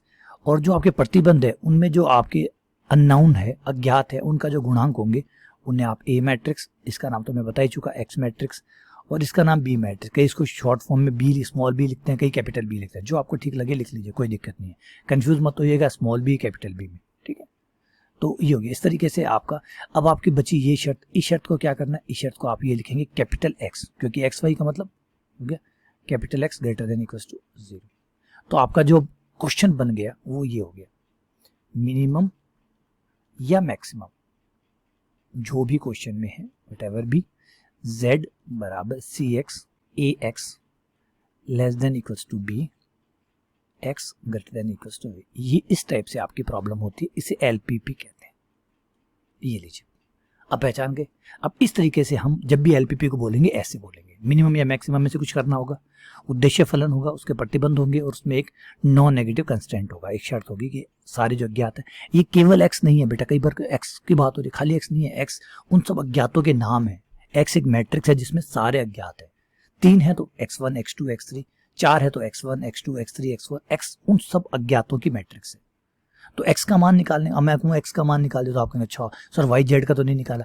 बेटा कैपिटल X जो है वो सारी की मैट्रिक्स है, सबकी मैट्रिक्स है, उसमें सारे आ गए। जब मैं कह रहा हूँ कैपिटल X का मान आ गया, तो कैपिटल X का मान आने का मतलब है स्मॉल x और स्मॉल y का मान भी आ गया, क्योंकि कैपिटल X ही तो ये पूरा बंडल है एक साथ ही। क्लियर है? इसे LPP कहते हैं। अब यहाँ पे जो साइन है वो चेंज भी हो सकते हैं, बराबर का साइन भी हो सकता है। इसे थोड़ा सा जनरल फॉर्म में लिख लें कि भैया AX <= भी हो सकता है, बराबर भी हो सकता है, ग्रेटर देन भी हो सकता है। हम तीनों साइंस को अलाउड करेंगे। ठीक है, ये आपकी एलपीपी होगी। इस तरीके से हम एलपीपी को व्यक्त करेंगे, इस तरीके से बोलेंगे आप। क्लियर है? ये आपके सब्जेक्ट 2। इन सब्जेक्ट के अंतर्गत, इन शर्तों के अंतर्गत आपको उद्देश्य फलन प्राप्त करना है। क्लियर हुआ? तो इसलिए मैंने जरूरी कहा था कि भैया बोलने से नहीं चलता ना, बोलने से नहीं चलता। सिर्फ सरल भाषा में बोलते तो नहीं चलेगा, मैथ्स का काम तो मैथ्स ही करेगी। तो बंडल क्लियर हो गया, एलपीपी वाला ये बंडल है। अब आ जाते हैं सबसे पहले हिस्से के ऊपर, सुसंगत हल के ऊपर। सुसंगत हल इंग्लिश में कहते हैं फेजिबल सॉल्यूशन, शॉर्ट फॉर्म में इसको एफएस के नाम से जानेंगे। बहुत इंपॉर्टेंट है, इसलिए बेटा इन पे बहुत ध्यान से और बहुत अच्छे से सुनने की और समझने की कोशिश करना। फेजिबल सॉल्यूशन, फेजिबल सॉल्यूशन में आते हैं कि वो सारे एक्स के मान, सभी एक्स जो प्रतिबंधों को संतुष्ट करते हैं। ध्यान से सुनिएगा, बहुत बहुत इंपॉर्टेंट बात है। प्रतिबंधों को संतुष्ट करते हैं, जितने भी प्रतिबंध आपके हैं उनको संतुष्ट करने वाले सभी मान, सभी मान। चलिए ऊपर वाले में समझाता हूँ। देखिए ऊपर वाले में जो क्षेत्र है ना बेटा, ये क्षेत्र नहीं है, ये पूरा बिंदुओं का समुच्चय है। ये सारे बिंदु, ये सबके सब सुसंगत हल है, सबके सब सुसंगत हल है। आप कहेंगे सर ये कैसे हुआ? आपने कहा था ना ये है ना बेटा, इनको मैंने आधारित सुसंगत हल कहा था, सुसंगत हल नहीं कहा था। सब सुसंगत हल है। ये लाइन के ऊपर पॉइंट है वो भी, इस लाइन पे पॉइंट है वो भी, इस लाइन पे जो पॉइंट है वो भी, इस लाइन पे जो पॉइंट है वो भी, प्लस जो अंदर है वो भी, ये सबके सब सुसंगत हल है। सबके सब सुसंगत हल है, सबके सब आपके समीकरण को संतुष्ट करेंगे। अब आप कहें थोड़ा सा समझिए बात को, इतने सारे आंसर कैसे आ गए सर? इतने सारे आंसर इसलिए आ गए, आइए समझाता हूं। मान लीजिए एग्जांपल ले लेते हैं, x less than equals to 1, y less than equals to 2। अब यहाँ पे आंसरों की भीड़ मिलने वाली है आपको। भीड़ कैसे मिलने वाली है? x का मान जो भी 1 से छोटा है वो चलेगा, 1 के बराबर होगा वो भी चलेगा, 2 से छोटा होगा वो भी चलेगा, 2 के बराबर होगा तो भी चलेगा। तो देखिए सबसे पहले 1 1, इसका आंसर है नहीं है? हाँ जी है, रख के देख लीजिए, संतुष्ट करना चाहिए ना। x का मान 1 रखा, 1 1 से छोटा है, हाँ जी सही है, छोटा नहीं बराबर है तो भी ठीक है।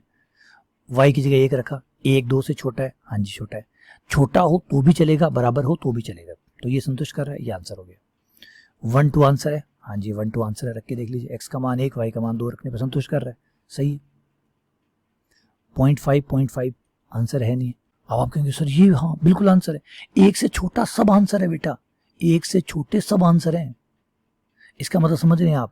यहाँ पे हमारी जो शर्त रहती है कि एक्स वाई ग्रेटर देन 0 है, तो इसका मतलब x का मान 0 से लेकर 1 के बीच में कुछ भी ले लीजिए, सब सही है। x का मान 0 से 1 के बीच में आप कुछ भी लीजिए, सारे मान सही है। ऐसे ही y का मान आप 0 से लेकर 2 के बीच में कुछ भी ले लीजिए, सब मान सही है। और इनसे जितने जोड़े बनेंगे सब आंसर है, जितने जोड़े बनेंगे सब आंसर है। सोचिए कितने आंसर आएंगे, अनगिनत आंसर आपको मिलेंगे, सुसंगत हल मिलेंगे, अनगिनत सुसंगत हल मिलेंगे। क्या सुसंगत हल होना जरूरी है? कई बार नहीं भी होता, कई बार नहीं भी होता।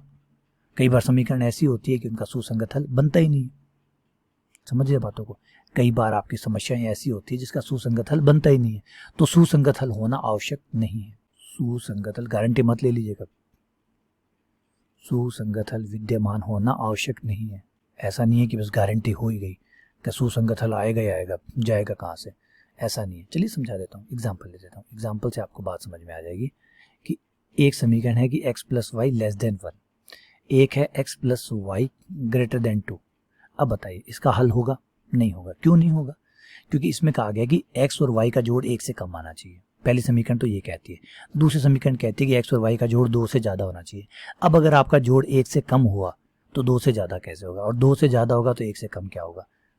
दोनों शर्तें आप पूरी नहीं कर सकते, शर्तें सारी पूरी करनी पड़ती है। रिपीट कर देता हूँ, ऐसा नहीं है एक समीकरण को संतुष्ट करा दिया और आपका काम हो गया, ना ना है बिल्कुल नहीं बेटा। आपका जो भी जोड़ा होगा उसकी जिम्मेदारी होगी कि सभी समीकरण को उसको सेटिस्फाई करना होगा, सभी समीकरण को। अगर 5555 समीकरण है तो 5554 समीकरण को भी संतुष्ट करने से काम नहीं चलेगा, सबको करना पड़ेगा उसको, तभी वो सुसंगत हल में आएगा, वरना नहीं कहलाएगा। सुसंगत जो सबके लिए सुसंगत है, सबके लिए, किसी एक को छोड़ दिया तो सुसंगत सबके लिए कैसे हो? समझ गए बात? तो सुसंगत हल विद्यमान हो भी सकता है और नहीं भी हो सकता, अनगिनत इकलौता भी हो सकता है, इकलौता सिर्फ एक ही बिल्कुल हो सकता है, अनगिनत हो सकता है बिल्कुल हो सकता है। ठीक है ना? क्लियर हुआ यहाँ तक बात? अब आप सोचेंगे सुसंगत हलों की संख्या जब ज्यादा इतनी सारी क्यों निकल आती है? इसलिए निकल आती है बेटा ये असमीका है। अगर ये समीका होती ना तो इकलौता एक ही जोड़ा आता। अगर ये देख लीजिए, अगर आपकी एक और एग्जांपल से मैं क्लियर कर देता हूँ। x बराबर, उसमें मैं जो बड़े छोटे का चिन्ह है वो हटा देता हूँ, ये कर देता हूँ। इसमें सिर्फ एक ही जोड़ा होगा जो उसको सेटिस्फाई करेगा, वो है 1 2। x का मान 1, y का मान 2। क्यों? क्योंकि इसमें छोटे बड़े के चिन्ह नहीं है, तो छोटे वाले अलाउड नहीं है ना। छोटे वाले अलाउड होने से तो क्या हो जाता है, जैसे मैंने कहा कि भैया 5000 या 5000 से नीचे चलेंगे तो फिर बहुत सारे उत्तर हो गए, क्योंकि 5000 भी चलेगा, 5000, 4999, 4998, 4000 डैश डैश डैश सब चल जाएंगे, तो सारे आंसर अलाउड हो गए। लेकिन मैंने कहा पूरा 5000 चाहिए, पूरा 5000, तो पूरा 5000 तो फिर वो एक 5000 ही हुआ, ना उससे नीचे ना उससे ऊपर। तो इस वजह से कई बार सुसंगत रेखा तो होता है, कई बार होता ही नहीं है, कई बार अनगिनत हो जाते हैं, क्योंकि ये बड़े छोटे के चिन्ह जो है ये परेशानी क्रिएट कर देते हैं। यहाँ तक आपको क्लियर हुआ नहीं हुआ बताइए? फिजिबल सॉल्यूशन क्लियर हुआ नहीं हुआ? इसलिए फिजिबल सॉल्यूशन का बस वो हर आंसर जो आपके प्रतिबंधों को संतुष्ट करता है वो एक सुसंगत हल कहलाता है। अब इसमें एक पेच आता है जिसका नाम है आधारी हल। देखिए बेटा बहुत कॉम्प्लिकेटेड है आधारी हल। बच्चे ने इनके नाम बहुत सुने हुए होते हैं, बेसिक सॉल्यूशन, बड़े कंफ्यूज रहते हैं, शॉर्ट फॉर्म में BS कहा जाता है। सबके शॉर्ट नाम इसमें दिए गए ताकि बोलने में इतने बड़े बड़े नाम ना बोलने पड़े। BS क्या था, थोड़ा ध्यान से सुनिएगा। सबसे पहले तो आपको असमीका को खत्म कर दीजिए, असमीका को समीकाओं में बदल लीजिए, छोटे बड़े का चिन्ह हटा दीजिए, यानी आपका जो समीकरण निकाय है उसमें बराबर का चिन्ह डाल दीजिए। भूल जाइए कि कोई छोटा या बड़ा है, वो छोटा है तो भी बड़ा है तो भी हटा के बराबर के चिन्ह लगा दीजिए। अब बराबर के चिन्ह लगाने के बाद में एक बड़ी कॉम्प्लिकेटेड चीज आएगी। बड़ी कॉम्प्लिकेटेड चीज क्या आएगी? मान लीजिए आपका जो समीकरण की संख्या है वो n है, ध्यान दीजिएगा, समीकरण की संख्या n है और जो आपके अज्ञात है उनकी संख्या m है, ठीक है। अब होता क्या है, क्या करते हैं, देखिए नॉर्मली आप जब 10th क्लास में पढ़ते हैं तो ये दोनों बराबर होते हैं, जितने अज्ञात हैं उतने ही आपके पास समीकरण होते हैं, नॉर्मली ऐसा होता है, m बराबर n, जो आप 10th क्लास में पढ़ते हैं। मैं एक बार 10th क्लास का एग्जाम्पल आपको याद दिलाता हूँ। जब आपने 10th क्लास में पहली बार पढ़ा था तो आपको याद होगा कि 2 समीकरण थे, 2 ही मान निकालने थे, याद आ रहा है कुछ? 2 ही समीकरण थे, 2 ही मान निकालने थे। समीकरण की संख्या कितनी? 2, मान कितने निकालने? 2, बराबर था, एकदम सही था, हिसाब किताब सही था। लेकिन अब क्या होता है, अब यहाँ पे जब हम बात करते हैं तो हो सकता है बराबर हो, आज भी बराबर हो, लेकिन हो सकता है आज बराबर ना हो। बराबर इस तरीके से ना हो कि आपके चरों की संख्या समीकरण की संख्या से ज्यादा हो, m बड़ा हो n से, यानी अज्ञात चीजें ज्यादा हो, समीकरण कम हो। एग्जाम्पल ले लीजिए, ये लीजिए, अब देखिए समीकरण कितना? 2। इस सवाल के लिए आपका n कितना? समीकरण की संख्या कितनी? 2। आपका m कितना? तो यहाँ m आप देख रहे कि m तो सर कम है, बिल्कुल कम है बेटा। कितना कम है m आपका? m कितना? m 3 है। यहाँ n आपका छोटा है और m आपका बड़ा है, तो इस बार आपको ज्यादा मान निकालने, समीकरण कम है।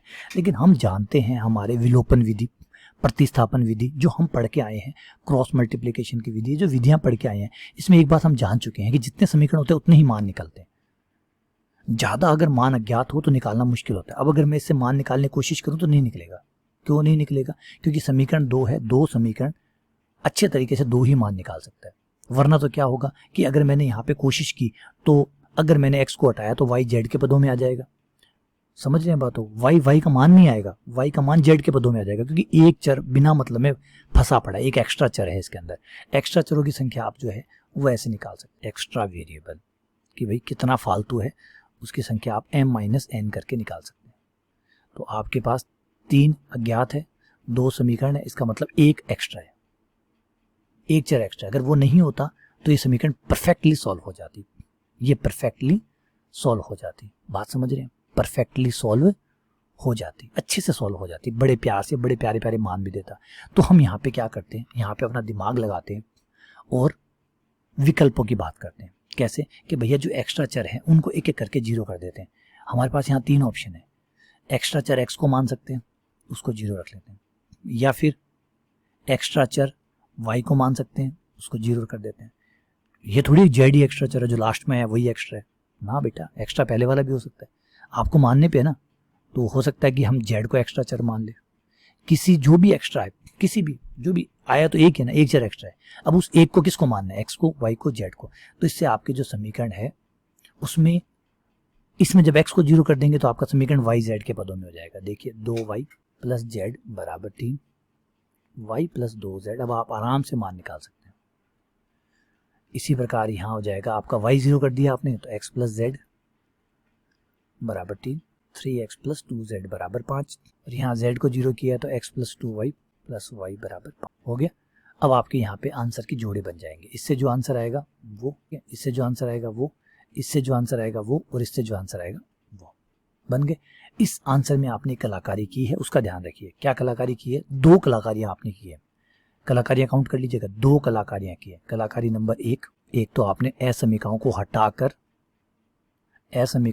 बराबर का चिन्ह दिया है। इससे आपके वो जो छोटे बड़े वाले सॉल्यूशन थे वो सारे रिजेक्ट हो गए, छोटे बड़े वाले सारे सॉल्यूशन रिजेक्ट हो गए। दूसरा, फिर आपने क्या किया, एक कलाकारी और की, जो एक्स्ट्रा वेरिएबल था उसको शून्य किया।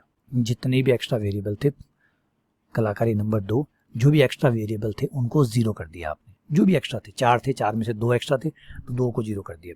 हाँ, कॉम्बिनेशन सारे बनाए, सारी संभावनाएं आपने बनाई, ये रही ऐसे ऐसे करके आपने सारी संभावनाएं तैयार की। देखिए किया आपने ऐसे नहीं कि बेईमानी किया। आपने कहा कि भैया 2 चेयर एक्स्ट्रा है, और ऐसा नहीं कि भैया तुम 2 बाहर चले जाओ ना, एक बार तुम 2 जाओ, एक बार तुम 2 जाओ, एक बार तुम 2 जाओ, ताकि किसी को बुरा ना लगे। इतनी ईमानदारी से, और होना भी चाहिए, सारा काम ईमानदारी से होना चाहिए। यहाँ तक बेटा आपको समझ में आ गया होगा कि n आपके समीकरण की संख्या है, m आपके चरों की संख्या है। लेकिन वही बात है, मैथ्स थोड़ी सी गहरी चली जाती है। यहाँ पर एक धोखा है, एक धोखे का ध्यान देखिए। एक बड़ा धोखा है हमारे साथ, उस धोखे से हमें बचना पड़ेगा। क्या है धोखा? देखिए मैंने क्या कहा कि भैया जो है आपके अगर n और m बराबर है तो आप आराम से मान निकाल सकते हैं। ये बात थोड़ी सी गलत है। क्यों? देखिए समीकरण देखिए, x प्लस 2y बराबर 3, 2x प्लस 4y बराबर 6। अब भैया मुझे x कितनी समीकरण है, पहले उसकी बात कर लीजिए। आप कहेंगे सर 2 समीकरण है, कितने वेरिएबल है, कितने मान निकालने हैं आपको? 2। तो n बराबर m हुआ यहाँ पे। तो इस हिसाब से जो भी मैंने ऊपर पढ़ाया है उस हिसाब से आराम से आप एक्स वाई का मान मुझे यहाँ पे निकाल के दिखा देंगे। हाँ जी सर निकाल के दिखा देंगे। चलिए निकालिए, मान निकालिए। ऊपर वाले को 2 से गुणा किया, 2x प्लस 4y बराबर 6, नीचे वाला 2x प्लस 4y बराबर 6, minus minus minus 2x 4y 6, सब कट गया, 0 बराबर 0 आ गया। बताइए कितना x आया, कितना y आया? तो ना कोई x आया ना कोई y आया। अब आप कहेंगे सर एक्चुअली ये है कि ये 2 समीकरण है ही नहीं सर, ये बेवकूफ़ बनाया गया हमें। अगर मैं नीचे वाली में 2 का भाग दे दूं तो ये एक ही समीकरण है। बेटा सही बात है, समीकरण तो एक है, लेकिन लिखी हुई तो 2 बार है ना, तो 2 ही मानी जाएगी। लिखी हुई 2 है तो यहाँ पे 2 ही मानी, अगले ने दी है तो 2 ही समीकरण मानी जाएगी। तो समीकरण 2 है, चरों की संख्या 2 है। बोला सर ये तो धोखा हो गया, है तो गलत बात है। 2 समीकरण का मतलब 2 होना चाहिए। तो बेटा बोलिए ना पहले कि 2 समीकरण आपको अलग अलग चाहिए। अच्छा ये बात सही है, 2 समीकरण आपको अलग अलग चाहिए। इन अलग अलग समीकरणों को रेखिक स्वतंत्र कहते हैं। रेखिक स्वतंत्र का मतलब होता है इनका आपस में कोई संबंध नहीं होना चाहिए। रेखिक स्वतंत्र चाहिए आपको, लीनियर इंडिपेंडेंट चाहिए, जिनका आपस में कोई संबंध ना हो, वरना फर्जीवाड़ा हो जाएगा। लीनियर इंडिपेंडेंट LI चाहिए आपको, शॉर्ट फॉर्म में कहते हैं LI, जिससे एक समीकरण का दूसरे समीकरण से संबंध ना हो। मतलब दूसरे समीकरण को पहली समीकरण में ना बदला जा सके और पहली को दूसरे में ना बदला जा सके। आपस में कुछ जोड़ बाकी गुणा भाग करके आप उसको आपस में चेंज नहीं कर सकते ना, LI कहते हैं। लेकिन समीकरण तो अगला कैसे भी दे सकता है। तो एक्चुअल संख्या कैसे निकलेगी, उसके लिए हमारे पास एक कंसेप्ट है जिसको कहते हैं जाति। जाति जो बड़े कमाल की चीज़ है, वैसे देखिए हर जगह कमाल ही कमाल करती है जाति। तो जाति इसे कहते हैं रैंक ऑफ द मैट्रिक्स। तो यहाँ पे जो हम कंसेप्ट काम में लेने वाले हैं वो है रैंक ऑफ द मैट्रिक्स या जाति। मैट्रिक्स ही जाति, मैट्रिक्स जाति हमारी कैसे मदद करेगी, वो हमें बताएगी सही में संख्याएं कितनी हैं, मतलब सही में ये जो समीकरण है एक्चुअली में कितनी है। देखिए गिनती से अगर आप ऐसे गिनेंगे तो बहुत धोखा खा जाएंगे। अगर इस तरीके से आपने गिनना शुरू किया है कि नंबर 1 नंबर 2, तो आप बहुत धोखा खाएंगे। क्यों? क्योंकि 2 है ही नहीं है, क्योंकि स्वतंत्र समीकरण काउंट होनी चाहिए। स्वतंत्र का मतलब है कि अगर कोई समीकरण किसी से बन सकती है तो वो स्वतंत्र नहीं है। स्वतंत्र नहीं है तो अगर उसे 2 गिनोगे तो बेवकूफ़ी होगी और ऐसे गिनती बढ़ेगी बस, और धोखा होगा। जो मैंने ऊपर वर्ड लिखा है धोखा, तो वो धोखा होगा आपको। इस धोखे से आपको कौन बचा सकता है, वो है जाति। जाति समीकरणों का निचोड़ निकाल देती है। जाति आपको बताती है एक्चुअल में सही समीकरण कितने हैं। रिपीट कर रहा हूँ, सही में समीकरण कितने हैं, और सही में कितने समीकरण उतने ही मान आ सकते हैं। जितनी समीकरण उतने ही मान आ सकते हैं। तो ओरिजिनल समीकरण की संख्या जो है वो हमें जाति देती है। जाति हमें सही समीकरण की संख्या देती है। हमने n मान रखा था, देखिए हमने n मान रखा था, समीकरण की संख्या n मान रखी थी ना कि ये n है, क्योंकि हम तो वैसे नॉर्मल गिनती गिन रहे थे, उसके हिसाब से n था। फिर चरों की संख्या जितने होते हैं वो m हो गए, लेकिन सही संख्या हमें जो है वो जाति देती है।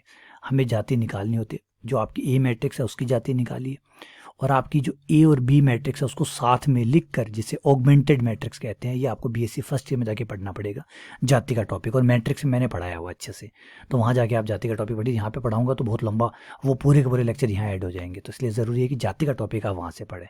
तो आपने इसकी जाति निकाली, मान लीजिए जाति की सही संख्या ही N0, तो N0 जो है एग्जैक्टली बताएगा कि सही में समीकरण कितने हैं, और जितने सही में समीकरण है उतने ही वेरिएबल आप निकाल सकते हैं। रिपीट कर रहा हूं, जितनी समीकरण सही है उतने ही मान आप निकाल सकते हैं। मान लीजिए आपके एक्चुअली में दिखने में तो वो 3 थे, लेकिन जब जाति निकाली तो जाति 2 आई। 2 आई इसका मतलब सही में ये 2 ही समीकरण है, और 2 समीकरण है तो 2 ही मान इनसे निकल सकते हैं, बाकी सब एक्स्ट्रा है। तो अब एक्स्ट्रा चरों की संख्या आपको एग्जैक्टली पता चल जाएगी कि सही में एक्स्ट्रा कितने हैं, एक्स्ट्रा वेरिएबल, तो वो है आपके m-n0, ये आपके एक्स्ट्रा वेरिएबल है। इनको आपको क्या करना होगा, 0 करना होगा। इन एक्स्ट्रा वेरिएबल को, अतिरिक्त चरों को शून्य करना होगा, चरों को शून्य करना होगा। समझ में आया बात? थोड़ा सा पेज समझ में आया कि पेज क्या था? पेज ये था कि समीकरणें गिनने से उतनी नहीं हो जाती समीकरणें, क्योंकि कई समीकरणें सेम होती है, थोड़ा थोड़ा अंतर होता है ये। और आपको कई बार यहाँ तो आपको बड़े आसानी से पता चल गया बेटा, यहाँ तो आपको बहुत आसानी से पता चल गया कि ये दोनों समीकरण सेम है। कई बार जो 3-3, 4-4 के जो ग्रुप आते हैं उसमें आप देख के, सिर्फ देख के आप अंदाजा नहीं लगा सकते कि सही में ये 4 है या 3 है या 2 है या 1 है। सच्ची बता रहा हूँ, बड़े बड़े समीकरणों का जब युग्म देखेंगे आप, जोड़े देखेंगे, तो आप बहुत मुश्किल हो जाएगा आपके लिए पहचानने कि सही में ये 3 है कि 2 है। चलिए मैं आपको समझाता हूँ, एक एग्जाम्पल से क्लियर कर देता हूँ। 2x + y + z = 3, ये लीजिए। क्या मुझे अब बता दीजिए कि 3 है या 2 है या 1 है? अब आप कहेंगे सर 3 है, ये तो साफ साफ अलग अलग दिख रही है। सर दिख रहा है कि यहाँ पे किसी में 2 का भाग देने पर या 3 का भाग देने पर या कोई भी 4 का भाग देने पर समीकरण एक जैसी नहीं हो रही। बेटा बस यही धोखा है। वो जो मैंने बताया था वो बहुत सिंपल केस था, लेकिन केस कॉम्प्लिकेटेड हो जाता है। अब आपको अजीब लगेगा लेकिन सच है। अगर मैं इन समीकरणों के नाम रखूं, इसको समीकरण नंबर 1 बोलूं, इक्वेशन 1, इसको इक्वेशन 2 बोलूं और इसको इक्वेशन 3 बोलूं, तो आपको एक सच बताऊं, सच ये है कि आपकी इक्वेशन 3 जो है वो इक्वेशन है ही नहीं। एक्चुअली वो आपकी इक्वेशन 1 और इक्वेशन 2 को डबल करके अगर आप जोड़ दें तो आपको इक्वेशन 3 मिल जाएगी, करके देख लीजिए। तो इक्वेशन 3 नाम की इक्वेशन 3 है ही नहीं। तो ऐसे भी होता है कि जरूरी नहीं कि एक इक्वेशन से दूसरी बनेगी, 2-3 इक्वेशन को मिक्स करके बना दिया, किसी से गुणा करके जोड़ के बना दिया, फिर तो वो भी स्वतंत्र थोड़ी हुई, वो गिनती में आ रही है लेकिन वो स्वतंत्र नहीं हुई। तो सही मायने में इसमें है 2 इक्वेशंस, एक्चुअल में है 2 इक्वेशंस। यही प्रॉब्लम होती है। ये जो दूध का दूध पानी का पानी है ना, ये जाति करके आपको देती है। जाति आपको सही बताती है कि सही में कितने वेरिएबल हैं, मतलब कितने सही समीकरण हैं और उससे कितने मान आ सकते हैं, एग्जैक्टली आप कितने स्वतंत्र मान निकाल सकते हैं उनसे, ये आपको जाति बताते हैं। इसलिए जाति का सबसे इंपॉर्टेंट रोल इसके अंदर मैथ्स में ये काम आता है। इसलिए हम जाति पे विश्वास करते हैं, गिनती पे, अपनी गिनती पे विश्वास नहीं करते। हम रैंक ऑफ द मैट्रिक्स पे विश्वास करते हैं, अपनी गिनती पे विश्वास नहीं करते। हमारी गिनती के हिसाब से तो 3 थी, लेकिन जब जाति निकालोगे पता चलेगा 2 आ रही है। तो 2 ही मान इस समीकरण से आप निकाल सकते हैं। सही में 2 ही मान आपको इससे मिलेंगे। जो इसका मतलब जो तीसरा वेरिएबल है वो आपको 0 करना होगा। आगे बात समझे? क्लियर हुआ यहाँ पे? सही है? यहाँ तक अब आपका क्लियर हो गया। आइए आगे बढ़ते हैं।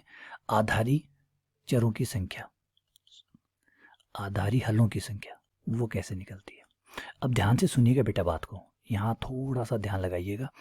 आपके कुल चर कितने हैं समीकरण में? m, आपने m का है, चरों की संख्या को आपने m का है। ऊपर चल लीजिए, ये देखिए अज्ञातों की संख्या को आपने m का है, ये है आपके m। लेकिन इन m में से आपके सही में जितने के मान निकल सकते हैं वो कितने हैं? n0। तो mc(n0), क्योंकि देखिए 3 चर है, टोटल 3 है, लेकिन समीकरण 2 ही है, क्योंकि सही समीकरण कितनी है? n0 एग्जैक्ट गिनती से वो n काम नहीं आएगा आपके, वो n काम नहीं आएगा आपके। कौन काम आएगा? आपके n0 काम आएगा। n0 बताएगा सही में कितने समीकरण हैं जिनसे मान निकल सकते हैं। तो वो जितने समीकरण होंगे उतने ही मान निकलेंगे, यानी वो n0 चर है जो निकल सकते हैं। तो m चरों में से n0 चर कितने तरीके से निकाल सकते हैं, उसकी विधि होगी mc(n0). mc(n0), c संचय है ना, कॉम्बिनेशन है, कॉम्बिनेशन में आप क्या करते हैं, मान लीजिए 3 चर है, 2 चर निकल सकते हैं, तो पहले ये 2 निकालिए, फिर वो 2 निकालिए, फिर वो 2 निकालिए, तो कितने जोड़े बनेंगे। इसे यहाँ थोड़ा सा मैं यहाँ पे एक वर्ड यूज कर देता हूँ, अधिकतम। अधिकतम कितने हल आ सकते हैं, अधिकतम हलों की संख्या होती है MC(n0) factorial M factorial N0 factorial M-(n0). तो बेटा यहाँ पे थोड़ा सा मैं एक बार सार दोबारा समझाना चाहता हूँ आपको, क्योंकि मुझे यहाँ लग रहा है थोड़ी सी आपको कन्फ्यूजन होगी, क्योंकि बड़ा टेढ़ा मामला है। देखिए हम कह रहे हैं कि हमारे पास जो सिस्टम है AX बराबर B, ध्यान से सुनिएगा, फाइनल स्टेज पे हूँ मैं, AX बराबर B जो आपके पास है, ठीक है, उस AX बराबर B में आपके पास नंबर ऑफ इक्वेशन जो है उसको मैं एक बार n बोल रहा हूँ, और सीधा सीधा गिन रहा हूँ, मैं ये नहीं देख रहा कौन स्वतंत्र है कौन स्वतंत्र है, जितना दिया है सबको काउंट कर लिया, टोटल n, ठीक है। नंबर ऑफ वेरिएबल को मैंने m नाम दे दिया, जो अननोन वेरिएबल है, जो निकालने हैं, जो अज्ञात चर है उनकी संख्या मैंने m मान ली। अब सही में इक्वेशन n है या नहीं है ये तो जाति बताएगी। जाति जो है वो दूध का दूध पानी का पानी करेगी। तो मैं जाति के पास जाऊंगा कि भैया मेरी मदद कर और मुझे बता। तो मान लीजिए मैंने अपनी ऑगमेंटेड मैट्रिक्स और A मैट्रिक्स की जाति निकाली और इनकी जाति n0 आई, तो इसका मतलब है कि भैया ये n समीकरण नहीं है, एक्चुअली में सही समीकरण है n0, और जितने सही समीकरण है उतने ही सही मान आएंगे, बाकी मान आपको हटाने पड़ेंगे। बात पकड़िए। टोटल n इक्वेशन है, उसमें से सही इक्वेशन कितनी है, n0। अब n0 n के बराबर हो सकता है या छोटा हो सकता है, लेकिन बड़ा नहीं हो सकता, ये बात तो क्लियर है। तो ऑब्वियसली आपका n0 जो है वो छोटा या बराबर होगा n का, ठीक है। अब जितनी सही समीकरण, जितने स्वतंत्र, ये क्या है, स्वतंत्र समीकरणों की संख्या, स्वतंत्र समीकरणों की संख्या, और जितनी समीकरण स्वतंत्र होंगी, क्योंकि हमारा समीकरण सिद्धांत कहता है जितनी स्वतंत्र समीकरण होंगी उतने ही मान निकल के आएंगे, तो आपके उतने ही वेरिएबल के मान आप निकाल सकते हैं। तो 2 समीकरण है, 2 वेरिएबल के मान निकाल सकते हैं, 3 समीकरण 3 वेरिएबल के मान, तो आपके पास उतने ही वेरिएबल के मान निकाले जा सकते हैं। तो आपके पास n0 वेरिएबल आप निकाल सकते हैं। टोटल तो m वेरिएबल है, तो फिर इनमें से आपको क्या करना है, देखिए ये n0 जो है इन्हें कहा जाता है आधारी, नंबर ऑफ बेसिक वेरिएबल, आधारी चर, कि भाई इतने ही चर आप निकाल सकते। आधारी चरों की संख्या, आपके पास सही में कितने चर है, n0 आपके पास चरों की संख्या है। नंबर ऑफ बेसिक वेरिएबल कितने हैं आपके पास, n0 वेरिएबल आपके पास बेसिक है। बेटा ध्यान से सुनिए, ये बेसिक वेरिएबल है। अब टोटल तो n थे, n0 है जिनके आप मान निकाल सकते हैं, तो बचे हुए को आपको पहले 0 करना पड़ेगा, तो उन्हें कहते हैं नॉन बेसिक वेरिएबल। अभी एग्जांपल से भी समझाऊंगा। नॉन बेसिक वेरिएबल वो कितने होंगे, m-n0, उनको आपको हटाना होगा, उनको 0 रखना पड़ेगा, क्योंकि उनको जब 0 निकालेंगे तो ये n0 वेरिएबल्स जो हैं ये बाहर आएंगे। समझ गए, ये है पूरी कहानी। और आपके पास फिर जोड़े बनेंगे कभी। अब सपोज कीजिए, मान लीजिए कि आपके पास इक्वेशन जो है, सही में स्वतंत्र इक्वेशन जो है वो 3 है, ठीक है। 3 इक्वेशन तो आप 3 मान निकाल सकते हैं। वेरिएबल मान लीजिए 4 है, अब 4 वेरिएबल है, 3 मान आप निकाल सकते हैं, तो एक वेरिएबल को तो 0 करना पड़ेगा। कभी इसको 0 किया, कभी उसको 0 किया, कभी उसको 0 किया, कभी उसको 0 किया, तो 4 जोड़े बन जाएंगे आपके पास आंसर के। समझ रहे हैं बातों को, बात समझ रहे हैं। मान लीजिए आपके पास 4 वेरिएबल है, x, y, z and w, ठीक है। आपके पास n0 है 3 है, इसका मतलब है कि 3 ही समीकरण आपके पास है जो प्रभावी है, स्वतंत्र है, तो 3 ही मान आपसे निकल सकते हैं। 3 निकल सकते हैं तो आपको क्या करना पड़ेगा, m आपका पास 4 है, इसका मतलब एक वेरिएबल को आपको 0 करना पड़ेगा। लेकिन यहाँ पे कई संभावना निकल के आएगी। एक केस तो बनेगा केस 1, जब आप x को 0 करेंगे तो एक जोड़ा आएगा आंसर का। एक आंसर का जोड़ा आएगा जब आप y को 0 करेंगे। एक जोड़ा तब आएगा जब आप z को 0 करेंगे। तो 4 जोड़े बने नहीं बने, 4 जोड़े नहीं बने। अब बात ये है कि ये जो जोड़े हैं, इन्हें हम यही तो कह रहे हैं, हमने अधिकतम ऊपर जो लिखा है आधारी हलों की संख्या, अधिकतम आधारी हलों की संख्या इस केस में कितनी हुई, 4। ये तो हमने बना के देख लिए, लेकिन कई बार बनाना मुश्किल हो जाए तो कैसे करें। मान लीजिए आपके पास 6 वेरिएबल है और 4 ही इक्वेशन है, इक्वेशन 4 है, तो क्या आप सारे बना के देखेंगे, कभी ये 2 0 कभी वो 2 0, समझ रहे बातों को? प्रॉब्लम क्या आएगी, प्रॉब्लम क्या आएगी समझेंगे आप? चलिए एक दूसरा एग्जांपल से मैं समझाता हूँ कि मान लीजिए आपके पास 6 वेरिएबल है, x1, x2, x3, x4, x5 और x6। तो वेरिएबल की संख्या होगी आपके पास 6, लेकिन मान लीजिए इक्वेशन की संख्या आपके पास 3 ही है। अब बताइए, अब 3 आपके पास है, 3 को आपको 0 करना पड़ेगा, तो कई जोड़े बनेंगे। भैया इन 3 को 0 कर दूं, फिर आएगा दिमाग में चलो इन 3 को 0 कर दूं, फिर ये आएगा इन 3 को 0 कर दूं। इस तरीके से बहुत जोड़े बनेंगे। ये सारे जोड़े कितने होंगे, इसी के लिए हमने सूत्र बनाया है MCN0, जिसमें आप सीधा रख के निकाल सकते हैं 6C0 और फैक्टोरियल 6 फैक्टोरियल 3 फैक्टोरियल 6 - 3 3, ये कट जाएगा 4 5 6, नीचे आ जाएगा 1 2 3, फैक्टोरियल 3 तक काट दिया और ये आ जाता है 20। कुल 20 जोड़े बनेंगे ऐसे, यानी 20 आंसर आएंगे, अधिकतम 20 आंसर आएंगे। अब इसमें से कई आंसर जो है वो 0 भी हो सकते हैं, कैसे भी हो सकते हैं। इन आंसरों को भी हम 2 भागों में और बांट सकते हैं, जो आधारी हल है उनके प्रकार। ये छोटे छोटे क्वेश्चन पूछे जाते हैं, ध्यान रखिए। ये जो बोल रहा हूँ सारी जो बकवास कर रहा हूँ आपको बकवास लग रही होगी, लेकिन इन पे से ही क्वेश्चन बनेंगे। सवाल बहुत कम डालता है, ये जो छोटी छोटी बातें ना इन्हीं पे क्वेश्चन बना देता है। आधारी हलों की संख्या, आधारी हलों के प्रकार, इसमें 2 प्रकार है। एक है अनपभ्रष्ट आधारी हल। अनपभ्रष्ट आधारी हल क्या होता है कि आपका, यहाँ ध्यान से सुनिएगा कि टोटल 6 वेरिएबल है, 3 वेरिएबल के मान निकल सकते हैं, 3 को तो आप 0 करेंगे, ठीक है, वो 3 तो 0 हो गए, जिनको 0 करना है वो 0 हो गए। लेकिन ये जो बचे हुए 3 है इनको बेसिक कहा जाता है। इनको क्या कहा जाता है? बेसिक कहा जाता है। बात समझ रहे हैं? चलिए मैं यहाँ थोड़ा सा समझाने की कोशिश करता हूँ दोबारा से, कुछ भी मिस ना हो जाए, डर लग रहा है। x 0 हो गया, वो तो आपने 0 रखना था, 0 हुआ ही, लेकिन y z w तो आ गया। तो इस केस में आपके y z w जो है ये तो आधारी चर हो गए, बेसिक वेरिएबल हो गए, और ये आपका गैर आधारी हो गया, गैर आधारी चर।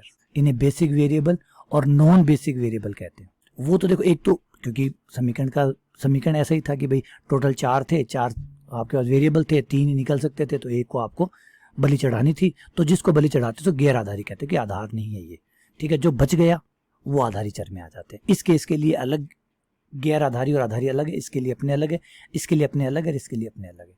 तो यहाँ पे भी ऐसा ही होगा कि जिस केस की आप बात कर रहे हैं उस केस में आपने मान लीजिए इन 3 को 0 रख दिया, तो ये गैर आधारी हो गए, और जो बचे हुए 3 है वो आधारी हो गए। समझ गए? गैर आधारी आधारी। तो इंग्लिश वाला थोड़ा ज्यादा अच्छा था, बेसिक नॉन बेसिक। जो आपने रखे हैं कि भैया इनके मान में निकालूंगा वो बेसिक, जिनको 0 रखा है वो नॉन बेसिक। लेकिन ये जो बेसिक चर होते हैं, इनके जो आंसर आते हैं उसमें हमें ये ध्यान रखना कि अब वो नॉन 0 है, जिनको 0 करना था उनको 0 कर दिया। जो नॉन 0 है वो अगर सबके सब नॉन 0 आए, सही में इनका किसी का भी मान 0 नहीं है, क्योंकि जिनको 0 रखना था उनको तो 0 रख चुके। अब जो बचे हुए वो 0 नहीं होने चाहिए। अगर बचे हुए 0 नहीं है, अगर आधारी चरों का मान, सभी आधारी चरों का मान, सभी आधारी चरों का मान अशून्य है, तो ये अनप्रभष्ट आधारी हल कहलाता है। आधारी हल कहलाता है, अनअपभ्रष्ट आधारी हल कहलाता है। इंग्लिश में बोलते हैं non degenerate basic solution, short form में BS। अन्यथा अगर कोई भी एक 0 आ गया तो अपभ्रष्ट।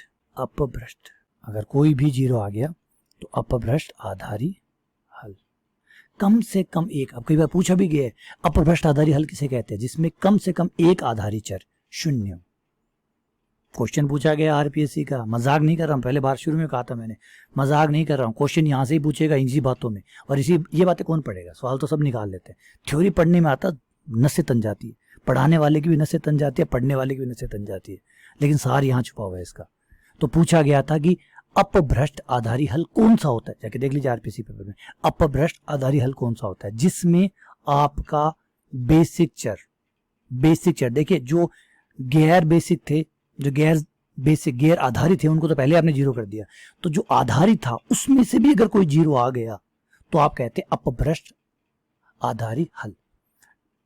इसे कहते हैं डीजेनरेट बेसिक सॉल्यूशन। डीजेनरेट, कम से कम चाहे सारे हो जाए, लेकिन एक भी अगर कम से कम एक आधारी चर 0 हो। बात समझ में आई आपको? देखिए अब एक बात और ध्यान रखिएगा, जब आप सुसंगत हल निकालते हैं तो आप बड़े छोटे की जो परिस्थितियां उसको रखते हैं, लेकिन जब आप आधारी हल निकालते हैं तो पहले बराबर का चिन्ह इंप्लीमेंट करते हैं। मैंने ऊपर बता चुका आपको, ऊपर ये सारी बातें बता रहे, वीडियो को कई बार चला चला के देखिएगा, तभी ये चीज़ें सारी समझ में आएंगी। बड़ी पेचीदा चीज़ें हैं, क्वेश्चन छोटे छोटे बनेंगे, मिस हो जाएंगे वरना। ठीक है, चलिए इससे आगे बढ़ते हैं। आगे आते हैं, अब सुसंगत हल और आधारी हल को मिक्स करते हैं, जिसका नाम है आधारी सुसंगत हल। नाम देखिए, नाम भी बड़ा प्यारा है, आधारी सुसंगत हल। इसे कहते हैं basic feasible solution, basic feasible solution, short form में कहते हैं बीएफएस। और ये बहुत कमाल का सॉल्यूशन है, आगे हमारे बहुत बहुत नाम आएगा, बहुत बहुत काम आएगा। इसको ध्यान से देखिएगा, ध्यान से पढ़िएगा।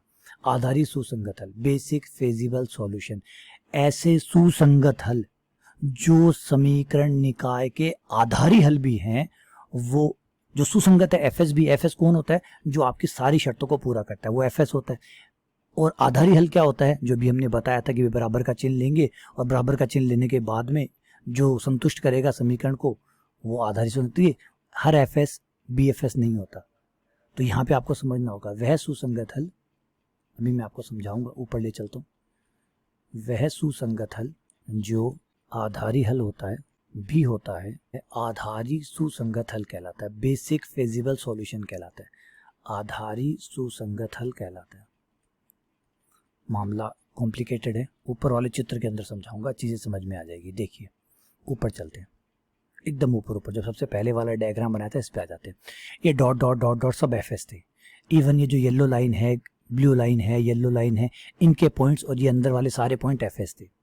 अब बीएफएस में क्या होता है कि आप बराबर का चिन्ह ले लेते हैं। बराबर का चिन्ह लेने का मतलब क्षेत्र छात्र नहीं आएगा, अब लाइनें आएंगी, और दोनों को संतुष्ट करने वाला तो सिर्फ एक ही है, ये रहा। याद करिए, बीएफएस कौन ने, बेसिक सॉल्यूशन, आधारी हल कौन होता है? आधारी हल होता है जो आपके समीकरण को संतुष्ट करता है। छोटा बड़ा का चिन्ह तो आप हटा देते हैं, रिपीट कर रहा हूं, अभी बताया था। आधारी हल में आप क्या करते हैं? छोटा या बड़ा हटा के बराबर के चिन्ह की बातें करते हैं। तो वो जो सॉल्यूशन आते हैं वो उस समीकरण को, उन सारे समीकरण को संतुष्ट करते हैं। और सारे समीकरण को संतुष्ट करने का मतलब उनका कटान बिंदु है, वो प्रतिच्छेद बिंदु है, पॉइंट ऑफ इंटरसेक्शन है। तो इन दोनों का पॉइंट ऑफ इंटरसेक्शन ये हुआ, तो ये आपका हुआ बेसिक सॉल्यूशन। ये बेसिक सॉल्यूशन है और ये सारे एफएस है। अब ये जो पॉइंट है ये ऐसा है कि ये बीएफएस, ये जो है ये बेसिक सॉल्यूशन भी है प्लस एफएस भी है, तो इसको हम क्या बोलेंगे? बीएफएस बोलेंगे। क्या बोलेंगे? बीएफएस बोलेंगे। जो क्या हो, एफएस भी हो और बेसिक सॉल्यूशन भी हो, दोनों हो तो बीएफएस कहलाता है। क्लियर हुई बात? अब बीएफएस की खासियत क्या होती है?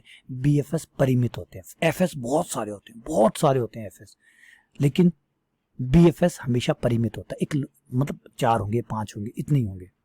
और भी आगे हम इसकी विशेषताओं के बारे में पढ़ेंगे। अभी थोड़ा सा आगे निकलते हैं, एक नए सॉल्यूशन के ऊपर आ जाए। लास्ट वर्ड है इष्टतम हल। वह सुसंगत हल, इष्टतम हल, ऑप्टिमल सॉल्यूशन, जो फाइनल हमारा सॉल्यूशन हम एक्सेप्ट करते हैं वो ऑप्टिमल। वह सुसंगत हल मतलब वह एफएस, वह सुसंगत हल, सुसंगत हल जो उद्देश्य फलन को संतुष्ट करता है, को संतुष्ट करता है, इष्टतम हल कहलाता है। ऑप्टिमल सॉल्यूशन ओएस कहलाता है। देखिए इसमें आधारी हल का कोई लेना देना नहीं है, आधारी हल मत जोड़िएगा इसमें। आधारी हल का रोल अभी आगे पर में पढ़ाऊंगा, 2-3 पर में का कथन लिखाऊंगा, उसमें इसका संबंध आएगा कि क्यों हम बीएफएस के पीछे पड़े। फिलहाल तो क्या होता है कि जितने भी एफएस होते हैं उन एफएस में से ही कोई ना कोई बंदा उद्देश्य फलन को, जो उद्देश्य है मैक्सिमम करने का या मिनिमम करने का, वो पूरा करता है। जो पूरा करता है वो आपका ओएस कहलाता है। उन सब में से एक ओएस कहलाता है। लेकिन अब प्रॉब्लम पता क्या है? एफएस आपके पास इतने सारे हैं, अगर आपने सब के सब उद्देश्य फलन में रख के देखे तो सदियां बीत जाएगी, कभी आपको ओएस नहीं मिलेगा। सोच रहे हैं, सपोज कीजिए ये 1 करोड़ बिंदु है, सपोज कीजिए, लेकिन 1 करोड़ कम है, अनंत बिंदु होते हैं इसमें लगभग कई बार। तो आपका 1 करोड़ बिंदु, आपने 1 करोड़ बिंदु रखे तो आने वाले 10-15 साल तो आप बिंदु ही रखते रहेंगे। उसमें से किस पे सबसे बड़ा आया वो तो तब पता चलेगा ना जब सारे रखेंगे। सारे रख के फिर पता करेंगे जेड का मान किस पे ज्यादा आया, है ना। तो 1 करोड़ बिंदु को क्या रखा जा सकता है? पॉसिबल है, प्रैक्टिकल है? जवाब है नहीं है। तो बोलने में सब ठीक लग रहा है, परिभाषा यही है कि सुसंगत हलों में से भैया वो सुसंगत हल, सुनने में कितना अच्छा लग रहा है, सुसंगत हलों में से वो सुसंगत हल जो आपको जेड का मान जो आपको चाहिए अधिकतम या न्यूनतम वो दे दे, वो आंसर है। अब बोलने में अच्छा है लेकिन प्रैक्टिकली नहीं है। ठीक है ना, समझ गए? मेरा 5 का सिक्का गुम हो गया, मैं कह दूं कि पूरी दुनिया की जेब टटोल लो, जिसकी जेब में पाया जाए उसको मेरे पास ले आना और मेरा सिक्का वापस ले आना। वो चोर है और वो मेरा सिक्का है। अब कितना सुंदर लगा, बिल्कुल सही है यार। किसी ने मेरा अगर कोई सिक्का गुम हुआ है, किसी ने उठाया है तो किसी जेब में होगा, चलो ढूंढ लेते हैं। सबके घर पे छापा मार लेते हैं, चलो वो छूट दे देता हूँ, घर पे छापा मार लो, पूरी प्रकृति को ढूंढ लो, कहीं तो मिलेगा। क्या ये प्रैक्टिकल है? नहीं, बोलने में अच्छा लगता है, प्रैक्टिकल नहीं है। तो ऐसे ही हमें BFS की जरूरत इसलिए पड़ती है कि वो OS में से गैर जिम्मेदार आदमी को बाहर निकाल देता है। भागो, सिर्फ जो गिने चुने जो सही में टिकते हैं कि भाई ये काम की चीजें हैं, बस वो हमें दे देता है, फिर उसमें से एक OS निकल आता है। तो BFS जो है, BFS में से ही कोई ना कोई OS बनता है और हमें BFS निकालना आता है, वो भी हम आगे पढ़ेंगे। तो फिलहाल यहाँ ब्रेक देते हैं। थ्योरी बहुत लंबी चौड़ी थी, बहुत मुश्किल थी, कॉम्प्लिकेटेड थी। उम्मीद करता हूँ आपको समझ में आई होगी। ध्यान से पढ़िएगा, देखिएगा, बारीकियों को जानने की कोशिश कीजिएगा। अगले लेक्चर में मैं आपके पास थ्योरम लाऊंगा जिन पे सीधे सीधे क्वेश्चन पूछे गए हैं, उनको आप देखिएगा और उनको कहीं पे नोट डाउन कर लीजिएगा और वैसे वैसे याद करिएगा। क्वेश्चन आपका अटेम्प्ट हो जाता है इनसे। ठीक है, चलिए यहाँ ब्रेक देता हूँ। बेसिक बातें समझ में आ गई होगी। बहुत बहुत धन्यवाद, शुक्रिया।